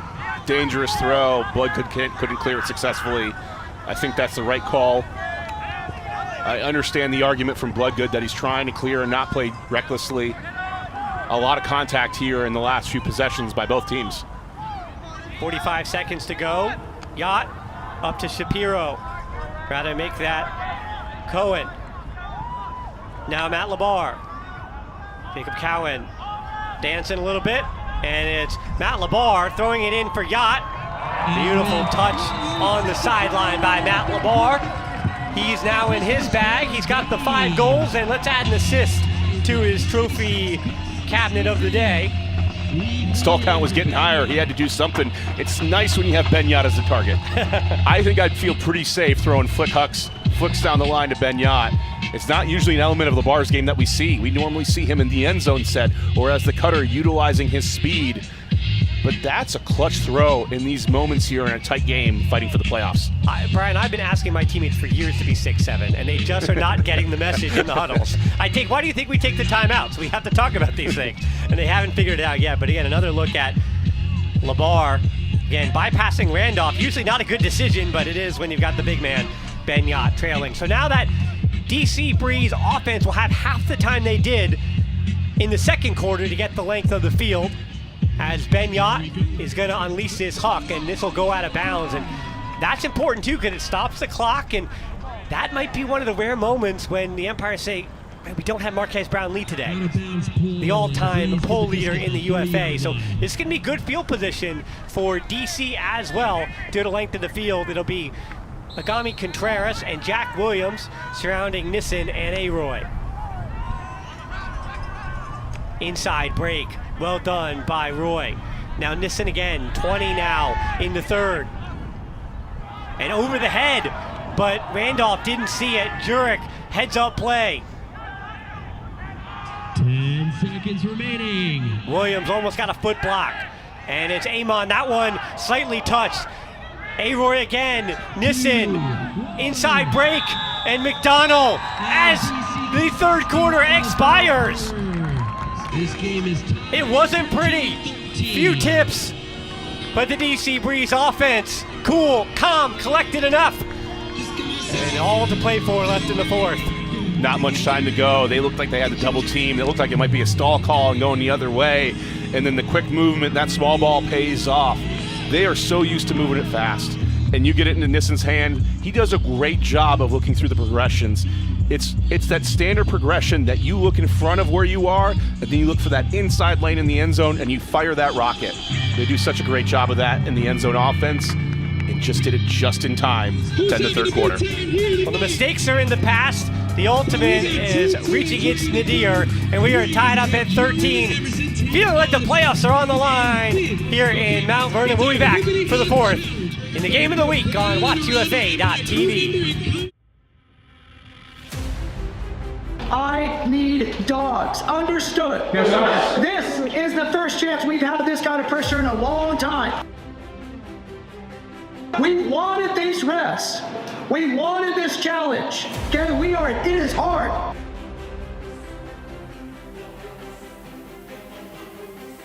But we are here to do hard things. That is why we play these games. That's why we play at this level. We are dogs and we are winners, and we are good at doing hard things. So when we step out of this locker room, it is looking forward, and then it's looking physical, and then it's looking fast. Understood? Yeah. Let's get to it. Let's get to it.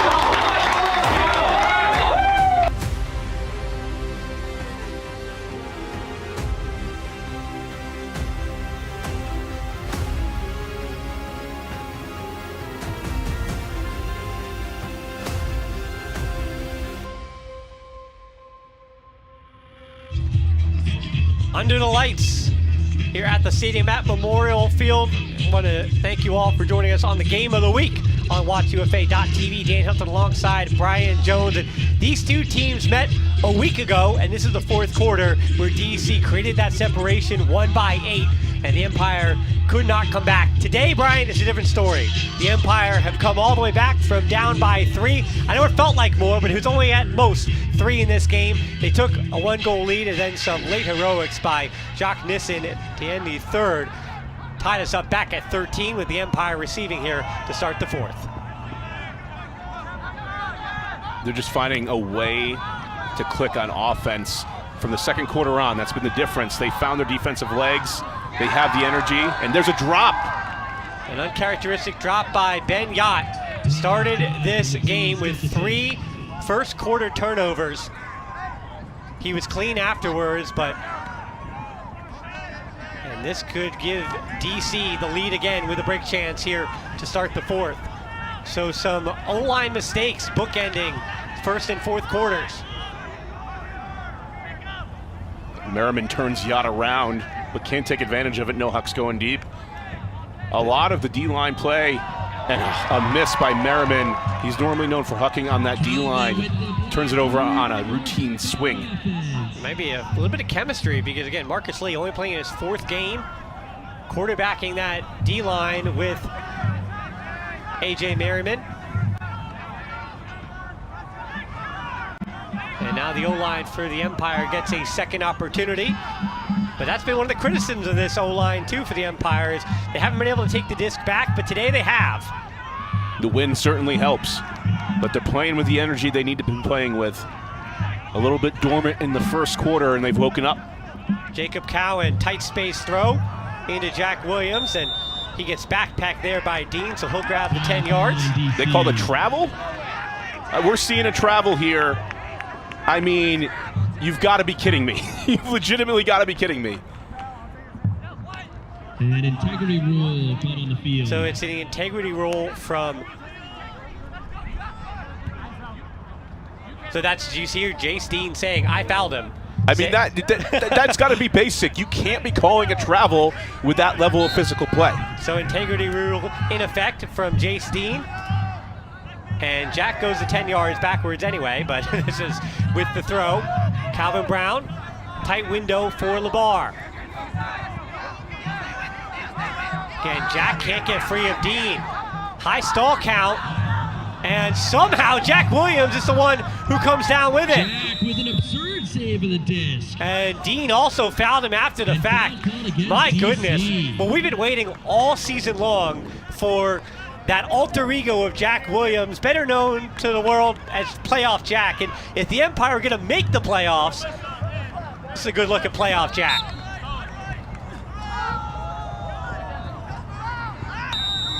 Out to Matt LeBar. Travel. And then that's going to be a travel. Does it go on Jack or Matt LeBar? Either way, they lose to 10 yards. Feels like, Brian, at this rate, if you get the 14th point of the game, you might actually be the victor.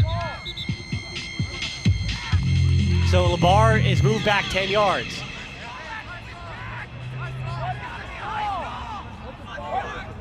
Correction, they call it against Jack. So, yeah, it's Jack who loses the 10 yards. What a point this has been. Remember, this is the first point of the 4th quarter.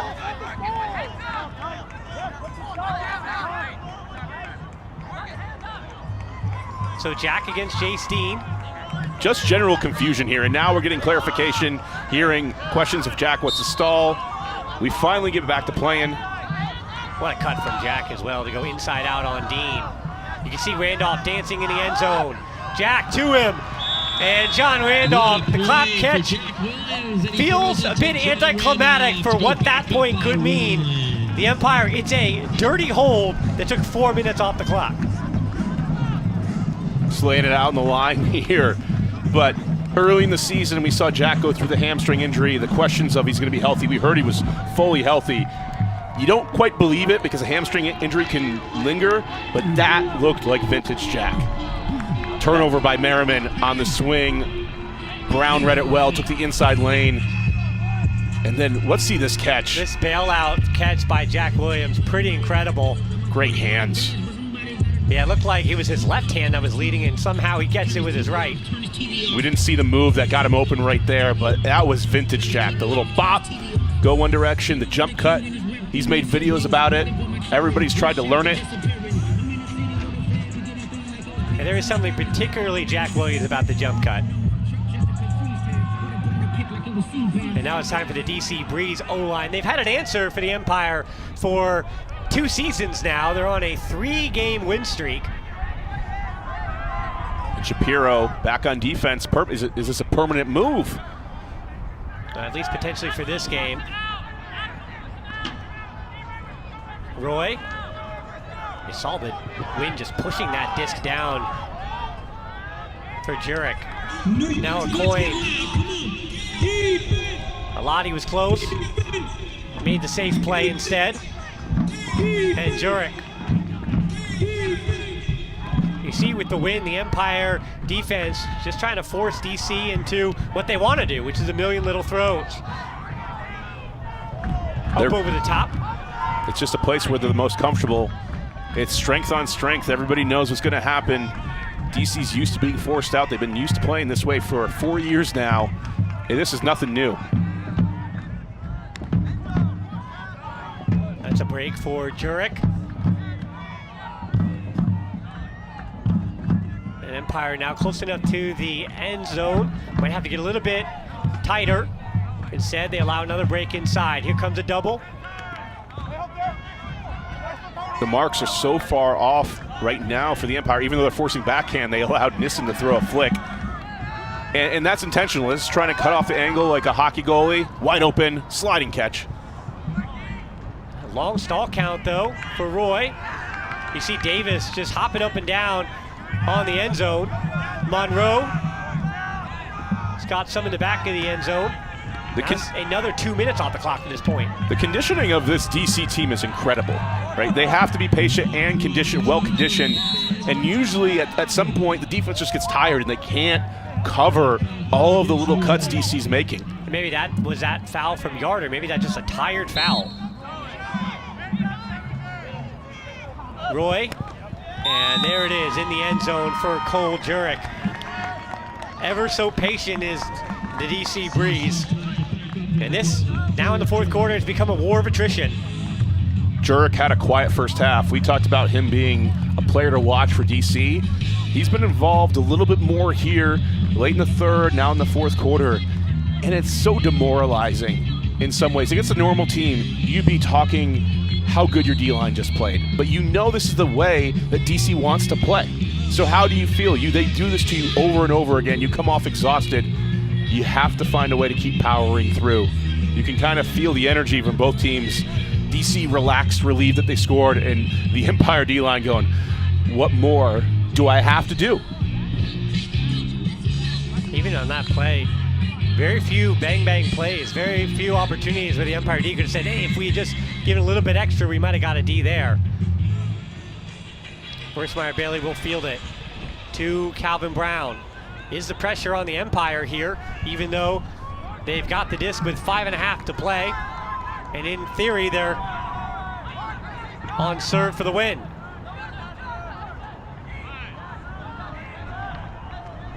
Long way to go. These possessions have been long, but we've seen turnovers happen.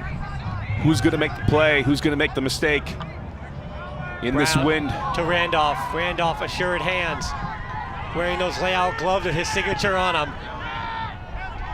Randolph for Matt LeBar against Kevin Healy. And then Brown. Brown shoots for the end zone. This one floats a little bit. Playoff Jack. He's here, everybody. 15-14, Empire retake the lead. 3 guys closing in, doesn't matter. Calvin Brown floats one. Normally one of the best throwers that we've seen in the league coming up. Best young throwers, great edge control. And this one in the wind gets away from him. It's wide open, it's Jack going deep, and thank goodness it's him. That is a vintage Jack Williams play too. Just read it well and kind of making it look a little bit effortless. Yeah, there's LeBar, then Brown, you mentioned a little bit too much float. Yeah, Jay Steen there, even got 2 hands on Jack's back. Maybe propelled him forward, and Merriman a bit too late on the extra help. On the replay, that looked a little less exciting than it was in live time, but maybe the slow-mo will do that to you. The initial gust made everybody go, uh-oh. This pull from Murdy, big moment from him as well. And back up against that swirling wind, Roy. Of course, is gonna fake that deep. And this time, on a platter, Roy for Downey. They can do it short, now they do it long. What an answer so quick from that DC Breeze O-line. And in the battle of attrition, the energy war, you just bought your offense a lot of rest. Roy, who doesn't normally uncork it, I think it's going to add about 80 more yards to his 300-plus hucking that we talked about. He doesn't normally huck it. He's a break thrower. He's conservative. And this is new, a new target for him. Aiden Downey has been a creative thrower, but also can be dynamic and go both ways. He's wide open. This has been the game plan. It's strength on strength. It's no secret New York is going to force out these receivers. And Roy just gets a well-timed cut from Downey, which makes it feel easy and in rhythm. Mentioned switching over to that O-line for today's game. Some players missing for DC, but it has not mattered.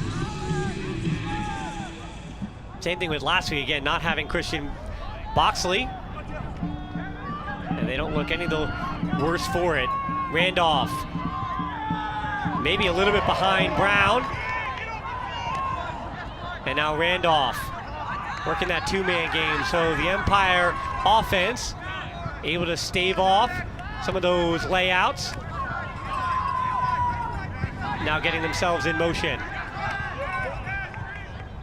Everything running through the number 34. So close.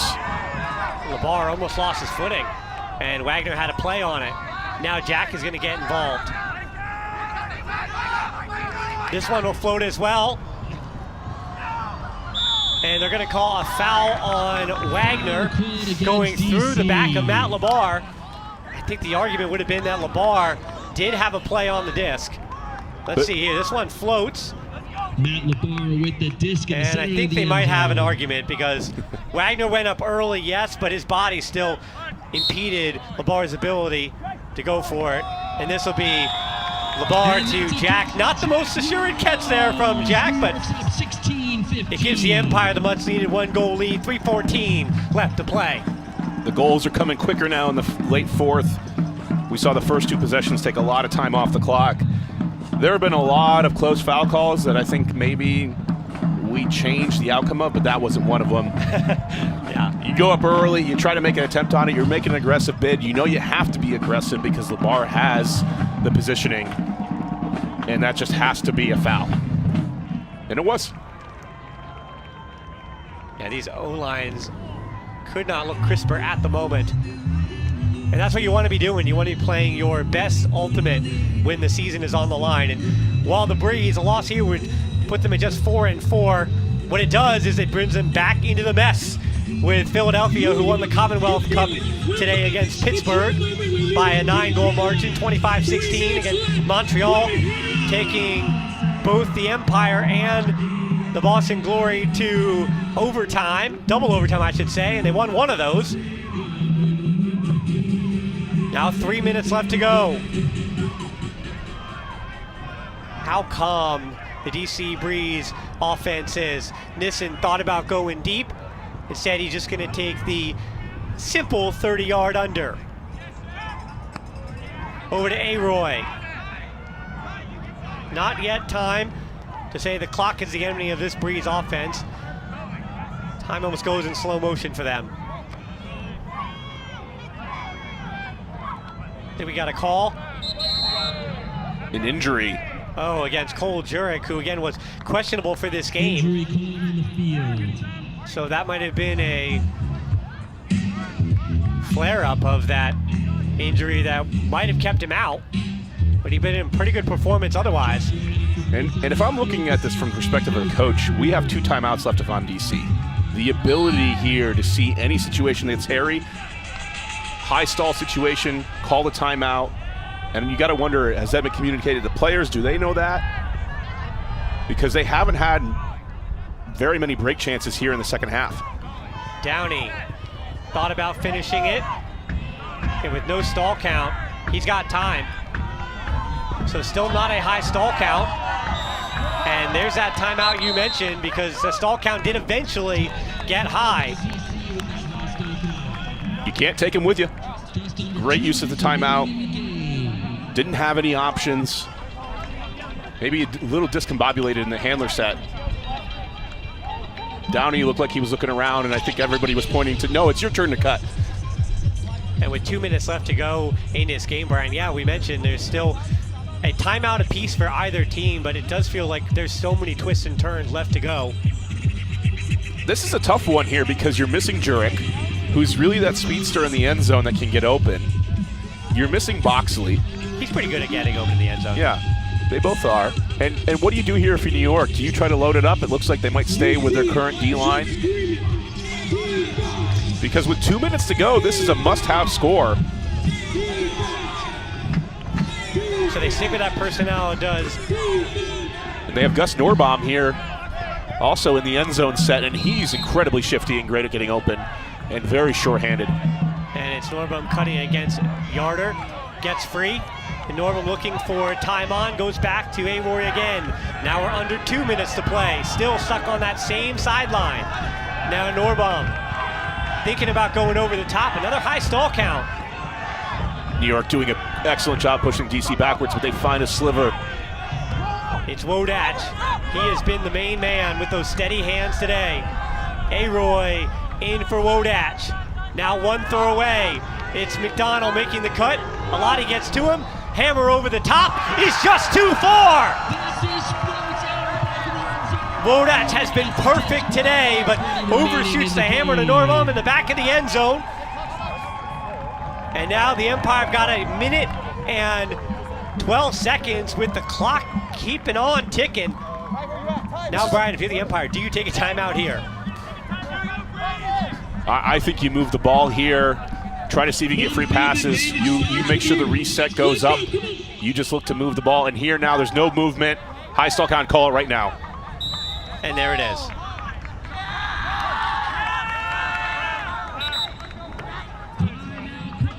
And there's a question, I think, if this is a stall or not. Matt Stevens is gesticulating, saying, I called the timeout.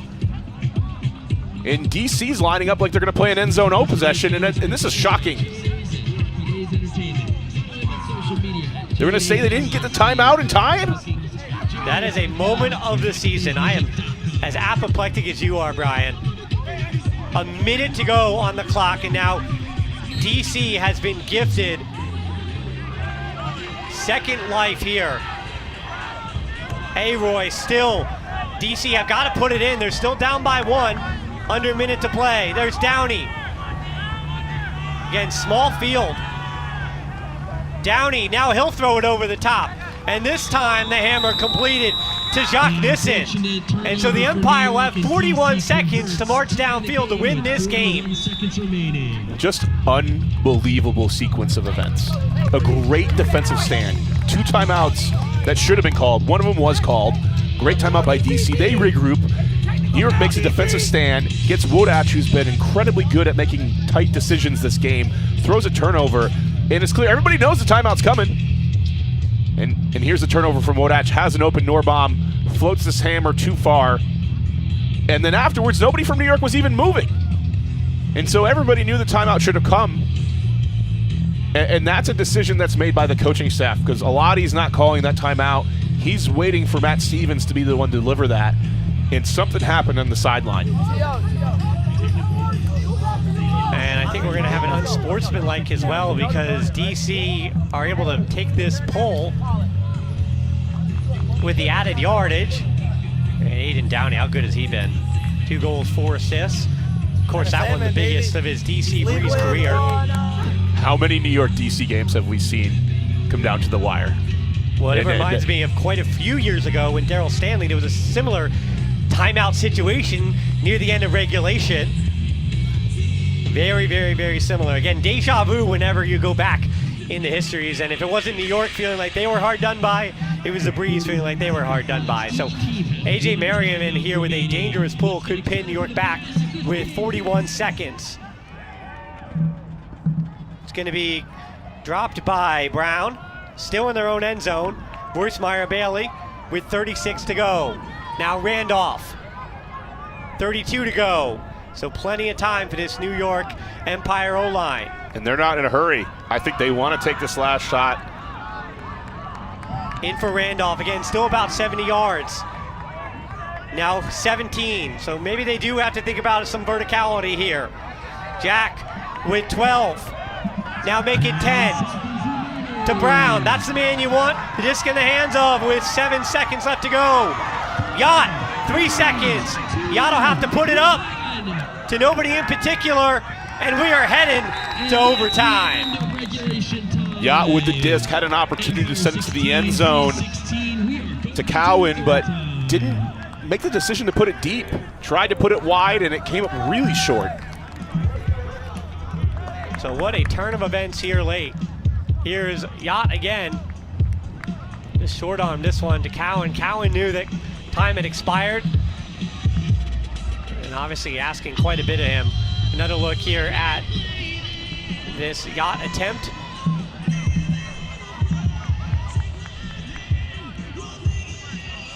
So before this game, it's so interesting too with Ben Yacht, because we came into this game saying he is by far, well, maybe John Radniff had an argument, he has been the MVP for New York this season, but he has just a goal and 5 turnovers today, along with 3 hockey assists. But it's kind of been the reverse of last week when it was Yacht who kept him in it. And now it's been Jack Williams, it's been John Randolph, but DC, things have gone their way, and they've also had the likes of Aiden Downey and a pretty calm and cool and collected O-line that have gotten the job done here. Getting some information that perhaps New York thought the possession hadn't started. They were waiting for the whistle by the refs, trying to bleed clock, and so they were shocked that there was any stall count at all. So we will have 5 minutes on the clock. As if regulation time was not high stakes enough, the pressure just continues to mount. If it goes to the second overtime, it's sudden death. So whoever scores first, game is over. As far as I know, we do not have a hard time cap on the stadium, so we're going to go until it's over. So just to repeat what the referee, the head ref, is saying at midfield, it's if 5 minutes cannot decide a winner, we go to sudden death, something the Empire have already seen against Montreal this season.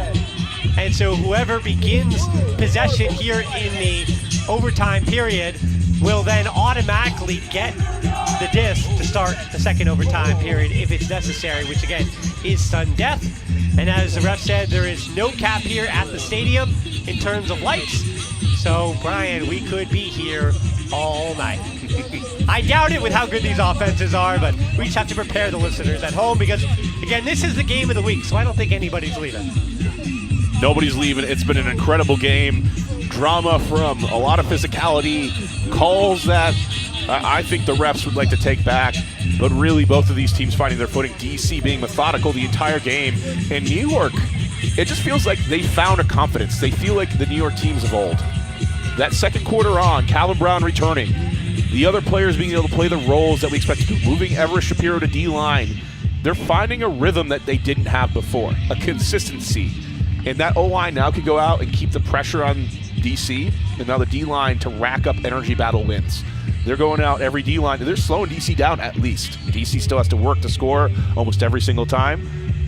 And now here we go into overtime, where literally anything can happen, and we've seen it before with New York and DC. We've seen it all. Well, I've said in the East Division that it has felt like a race to 20 goals in every game, but today, because the playoffs are on the line for every team, it now feels like it's a race to 18.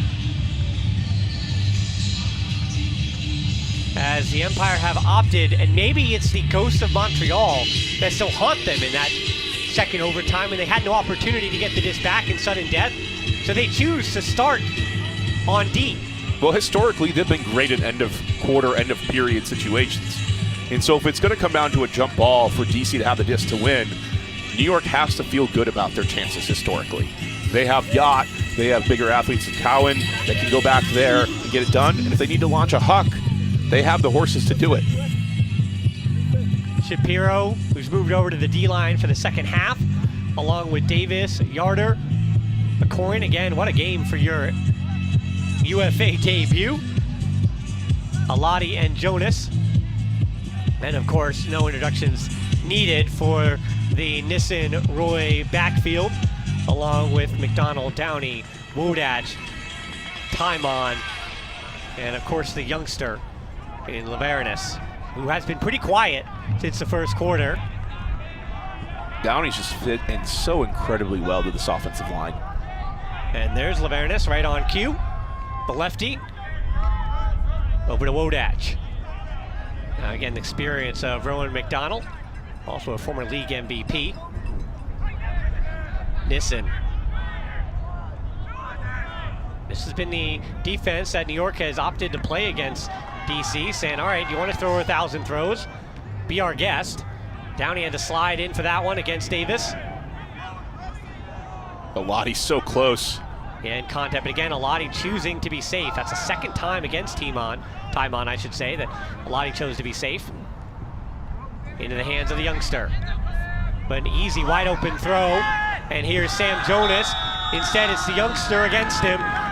What a big goal there from Virginia Tech's own Kobe Lavernes. 17-16 Been running all over the place, made some plays early, feeling confident, not scared of the situation.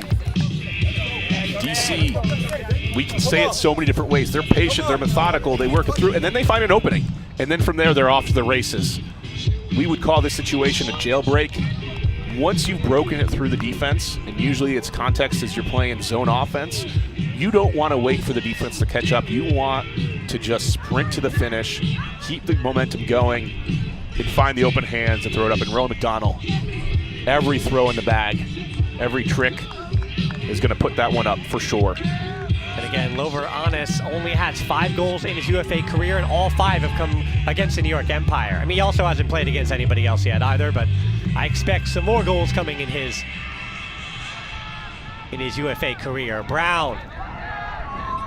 He had Cowan streaking, and this is just a throwaway. Brown short-armed it. Huge misread. And then Yacht. This might be some extracurricular punishment for Yacht on Tom, and a break chance for DC. There's going to be discussion here. This was a hard foul. Yacht got his hand in there, and the refs are going to confer. There was some discussion after that play between Tom and Yacht. And I'm wondering if they're going to take a look, because that arm came down pretty hard.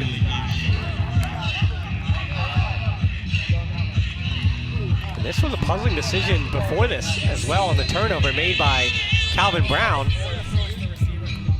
It looks like it's just going to be a simple timeout. And actually on second look, Brian, that does not look that as nasty as it might have in real time. It looks like Yacht did get his hand in there, and because he is 6'6", 6'7", he was also losing his balance, and Tom had already lost his footing underneath him.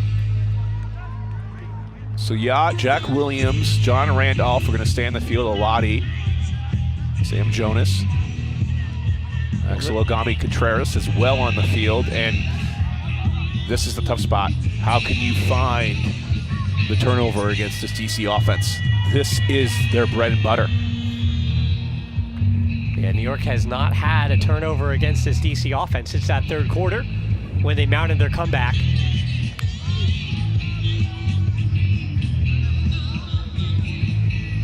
.323 left to go in OT, and at the pace that this DC O-line also goes at, Brian, you feel like going down by 2 for this New York offense might be a death sentence.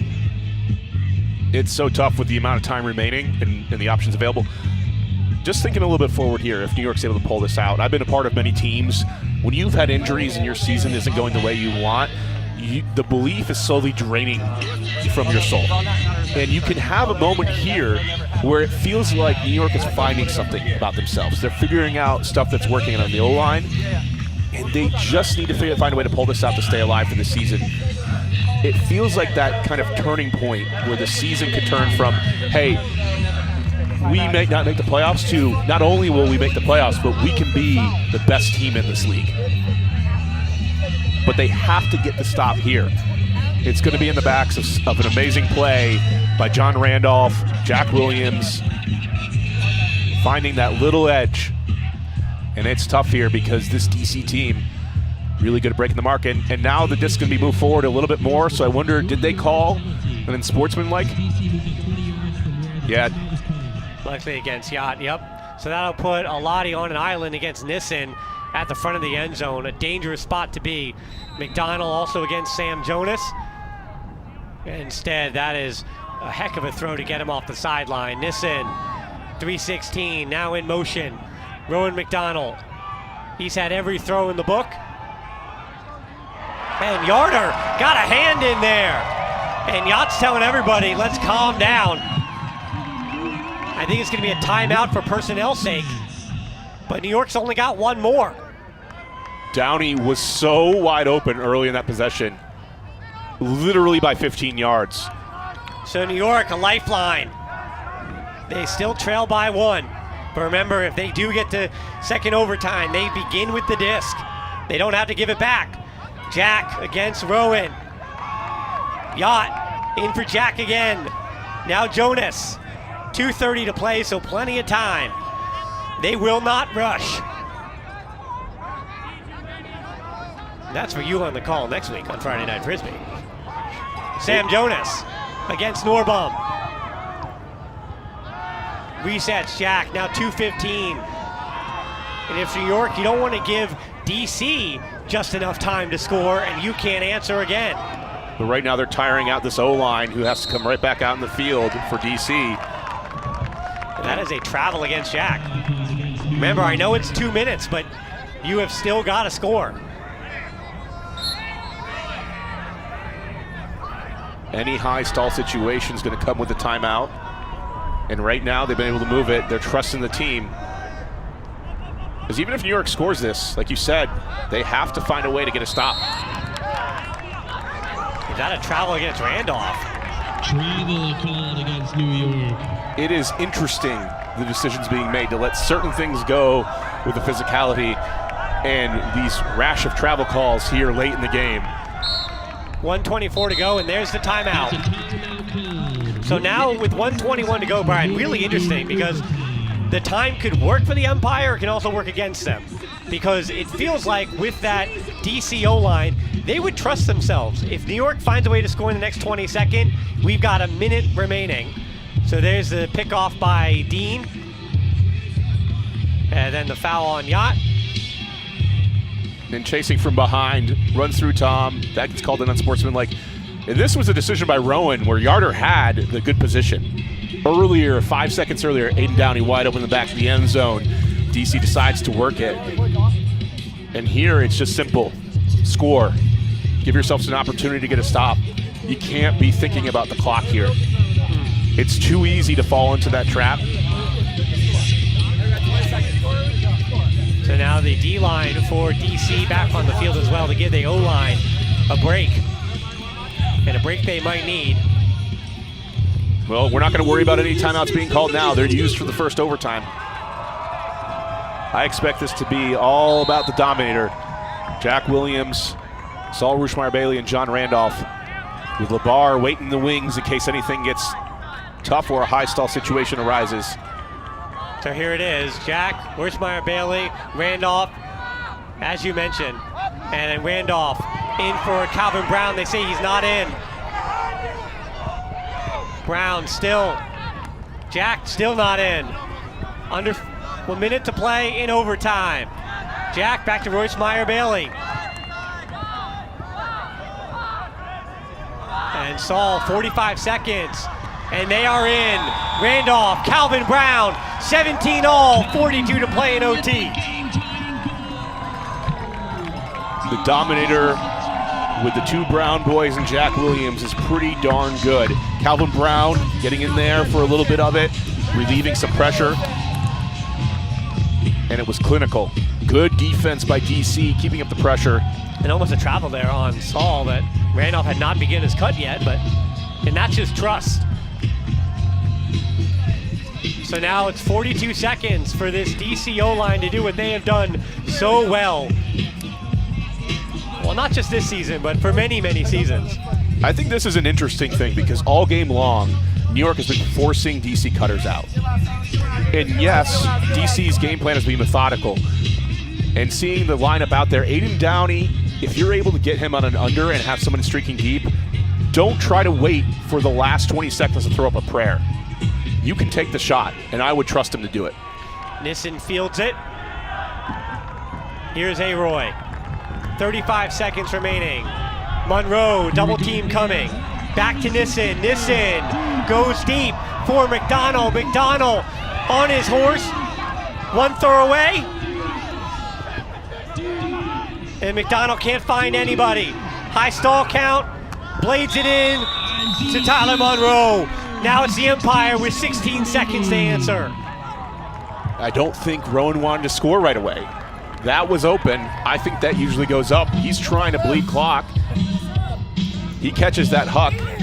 And like I said, New York's been forcing him out all game long. Yarder is not letting Rowan get the under there.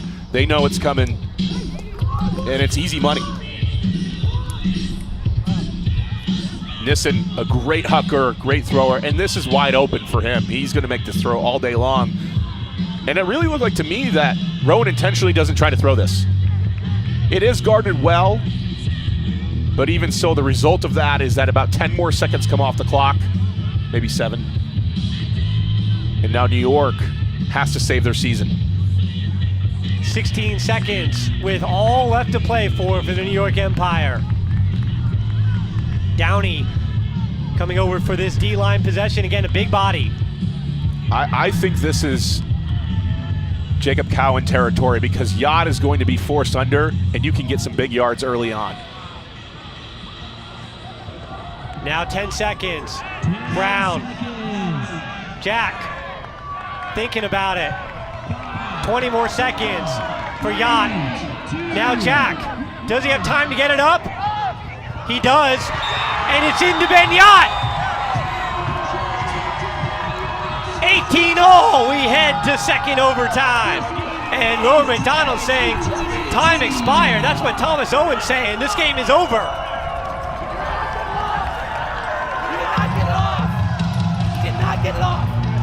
And the refs think that, well, he did get it off.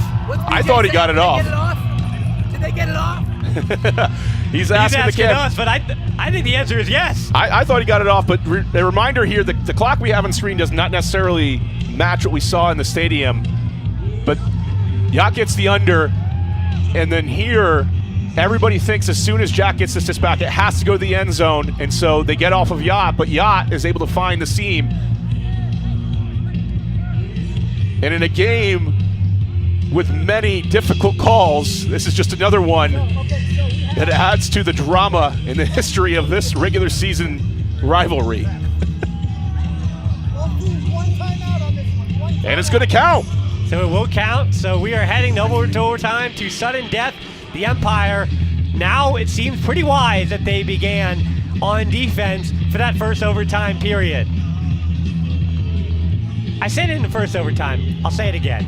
The game of the week, Brian, don't tell Evan Lepler in the league. It's not always the game of the week. But it feels like we may have got the game of the week on our hand here on WatchUFA.tv. Well, we were just talking about how often when New York and DC meet, it's like a new record for low number of turnovers. And here in this game, we've had enough turnovers to make it dramatic. We've had controversial calls. We've had great plays.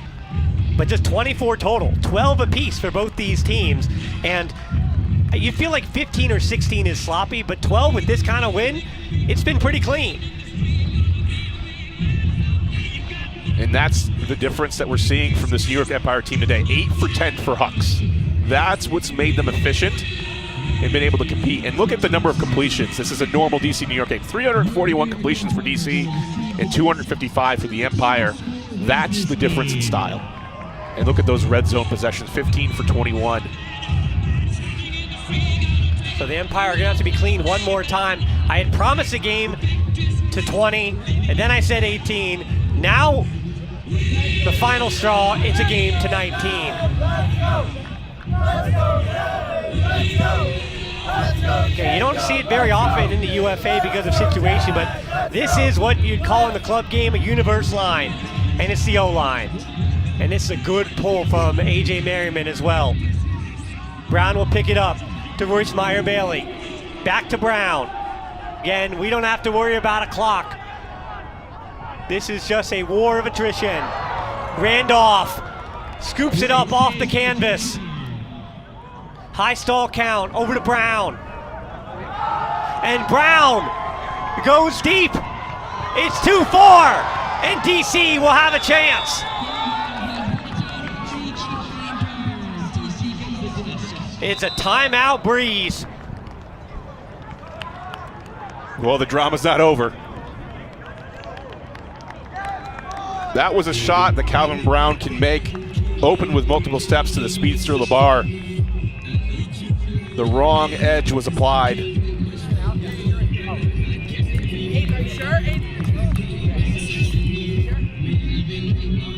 We got another look at it. Yep, that one always trailing. Wurzmeyer Bailey almost there to pick it up on the second effort. Maybe that wasn't to LeBar. Could have been intended for Wurzmeyer Bailey, yep. Who was cutting deep against Merriman because Merriman had sold out. So now we're getting a change of personnel for New York as well. And that, to be mentioned, it's not like this is a great spot for DC to be picking the disc up either. They've got the length of the field to go. Again, they have not been broken since the third quarter. Backhand force. Does Nissen do it again to Rowan right away? It would have been a foot race with John Randolph. Back into their end zone. Now Nissen. Double team being applied. High stall count. Still pretty confident in their own end zone. And is that a clean block from Yacht? Or no, it's going to be a foul. And Tyler Monroe shaking up. If that is the second unsportsmanlike on Yacht, his night won't be done. Tyler Monroe holding his wrist. Yacht with a lot of contact on that bid. I think he got disc first, but there was no way to make the play without avoiding contact, and I think that's going to be rightly a foul. But again, we'll be a second unsportsmanlike. And Yacht has to carry his body all the way through Tyler Monroe. There's just no way to make that play safely. So I think everybody's on the same page that this is going to be a foul. And Yacht will stay in the game.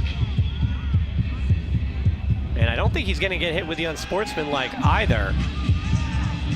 We'll have to see. The ref is still 20 yards with a clear foul. deciding. I mean, I think that foul is a worse case for an unsportsmanlike call than the previous one. So that's it for Ben Yacht. That's his second unsportsmanlike, so that will be the end of his night.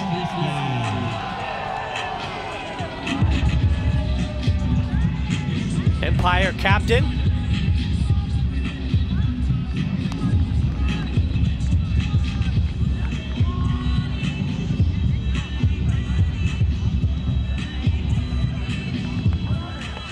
So he's being, it looks like he's being sent to the showers.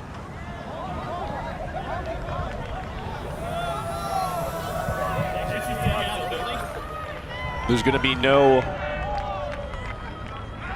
integrity call here like there was in the Salt Lake game. Antoine Davis in for Pat Yacht on defense. So here's Downey to be defended by Antoine Davis. Downey takes the spot of Tyler Monroe. So now this is a DC O-line without Monroe and without Jurek. And without Boxley. Downey to Roy. And a chance to really, you know, not for sure send New York home packing early, but close to it. Hey, Roy breaks through to Wodach. Wodach calm as well. Jonas defending the youngster. Hey, Roy, this one is up. Intercepted by Jack Williams. And New York called their timeout. I thought for a second we were Chris Webbering the situation here and we were going to have a turnover. Now, you have to say, Brian, for you and I, we were live for the Final Four, Michigan. But please enlighten our crowd what we almost saw. Well, they can look it up. It's a meme. No, Chris Webber famously in the Final Four called a timeout for Michigan when they didn't have one and turned the ball over late. And here, I thought we were in a situation like that, but Jack had it correct. And look at this play. Aroy just floats it too far out for Gus Norbaum. And there he is, playoff Jack. I'm not sure how many more twists and turns. The Empire are 20 yards away from the end zone, from saving their season. We've seen an ejection. We've seen a timeout not granted. We've seen what should have been an end of overtime jump ball turn into basically a long up line free for a goal with a coach pleading to us saying, hey, did he get it off? So can the What's Empire next? finish here? Morrismeyer Bailey, it's Jack and Matt Labar in the front of that stack. So playoff Jack, still a step away. And he is fouled from behind by Bloodgood. Still one step away. Jack Williams dancing. Malabar forced out of the end zone. High stall count, has to throw it up, and it's intercepted by Jasper Tom. Kevin Healy, it's the D-line that's gonna have to win it for DC. They've got no timeouts. Another late stall count, what a throw, Bloodgood. And now AJ Merriman puts it up for Wagner. Cowan defending to Merriman. Finding Dean. Does the Empire O-line have anything left? To Tom. Bloodgood again.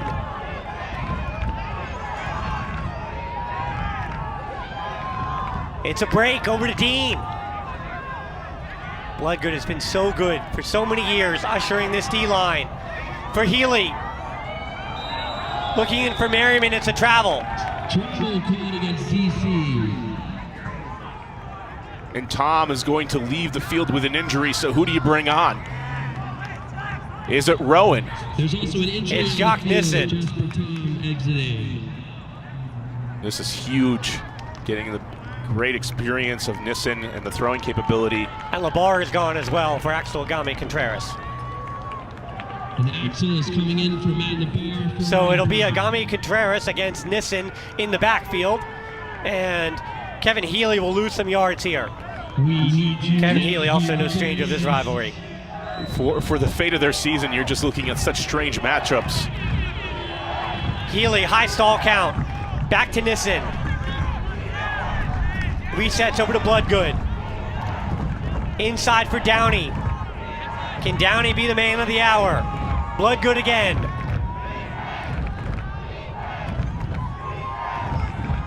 No time to worry about. Downey fakes it deep. Throws it right into the outstretched hands of Cowan. So this is the 7 for the Empire. They're gonna have to win it.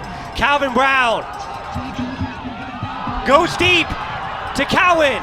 Cowan against Nissen. And Cowan, one-handed grab. Can they get to him in time? Randolph throws it low, but caught. Sam Jonas, the winner in double overtime for New York, 19-18, and the Empire rescue their season.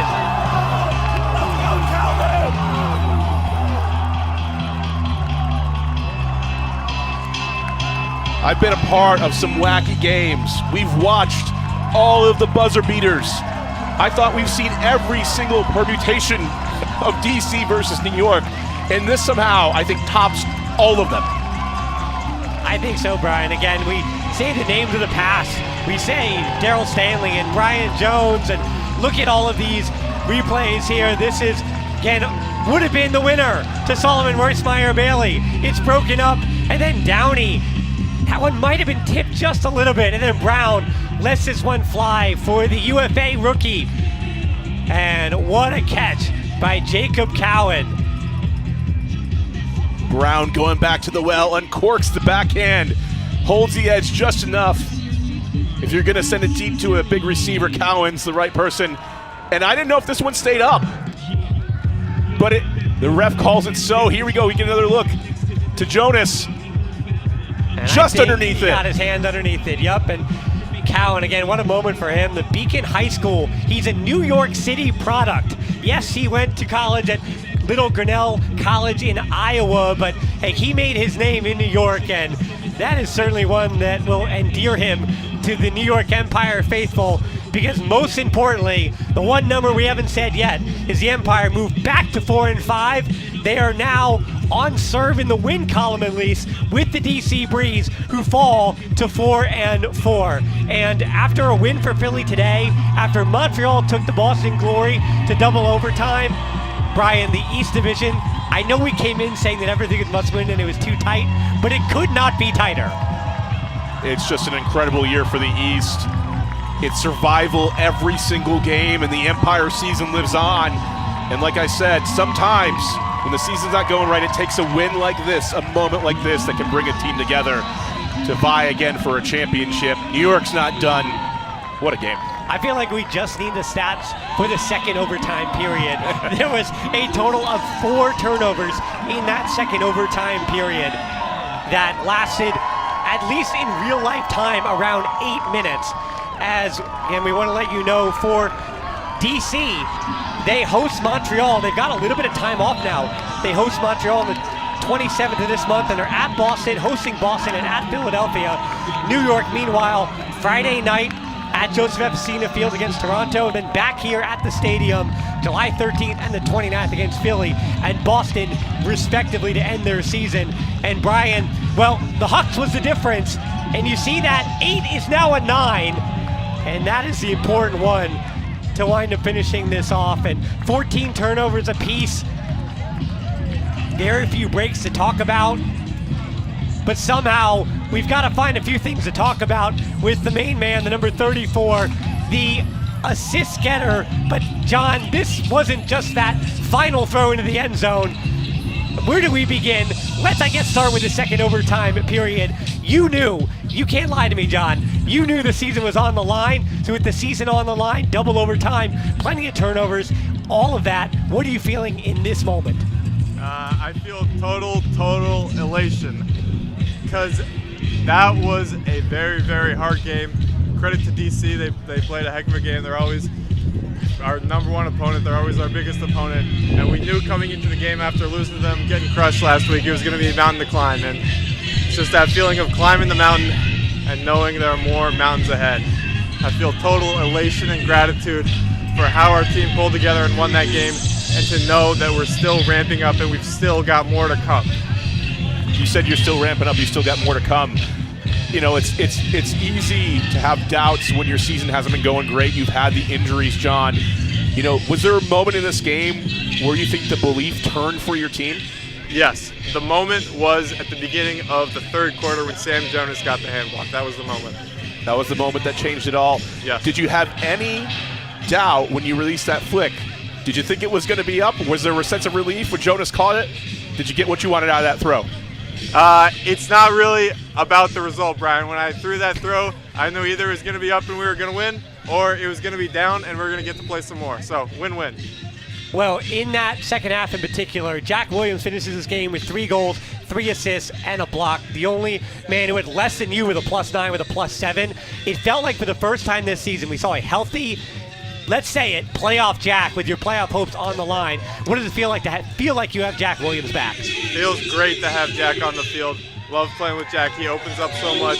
You'll see his stat line. You'll see the goals and the assists. What's a little harder to capture statistically is how he opens up things for the rest of the team and how he brings the confidence to the rest of the line, the guys in the O-line, the guys in the D-line. I mean, we started this game with several drops. We started with a shaky O-line, and we ended with one of the cleanest halves maybe we've ever played in Empire history. That's a huge credit to Jack. Well, John, I'll end with, I guess, a rather boring one. We're going to talk about stats real quick. You had 9 Hucks in this game, 9 of 12, and that seemed to be the difference. The deep ball really working tonight. Calvin Brown coming back to the lineup, unlocking all of that. Again, when you talk about what's to come, that deep ball, is that part of what's to come for the Empire this season? I can't tell you too much of our strategies, Dan, but there will be some deep balls, there will be some small balls. We got a little bit of everything. We're not relying on one thing. We don't have Oscar, we don't have Babbitt, so we got to have a multiple trick pony. We got to have a lot of different punches in our bag. So a little of everything coming up. Well, the Empire still have 3 goals, 6 assists, and a +9 from John Randolph. Thanks so much for your time, John. Thanks. So again, John Randolph and company will be back on Friday night. It's Friday Night Frisbee, June 20th at Joseph F. Cena Field, taking on the Toronto Rush, as well as then again a little bit of a break Sunday, July 13th at the stadium at Memorial Field, again right here in Mount Vernon against Philly, and then they return the following Saturday on the 19th of July against Boston to end the season in a huge undersell set. Huge plays by Jack Williams. Season-defining plays from Jack Williams. some from Aiden Downey to give DC an opportunity. Brian, we saw everything here tonight. We really did. We saw everything. We saw an ejection. We saw controversial foul calls. We saw game-ending buzzer beaters that barely just got off that we know of. The drama was high, and New York saved their season. Calvin Brown delivering the final blow to Cowan, who then dishes it off to Randolph and sends New York into the victory column. The New York native, Jacob Cowan, put an exclamation point on his rookie season with the Empire. But plenty of thanks to go around for our producer, Dana Matson, for the color man, Brian Jones. I'm Dan Hilton again. It's New York in double overtime, 19-18 over the Breeze. Everybody have a great weekend.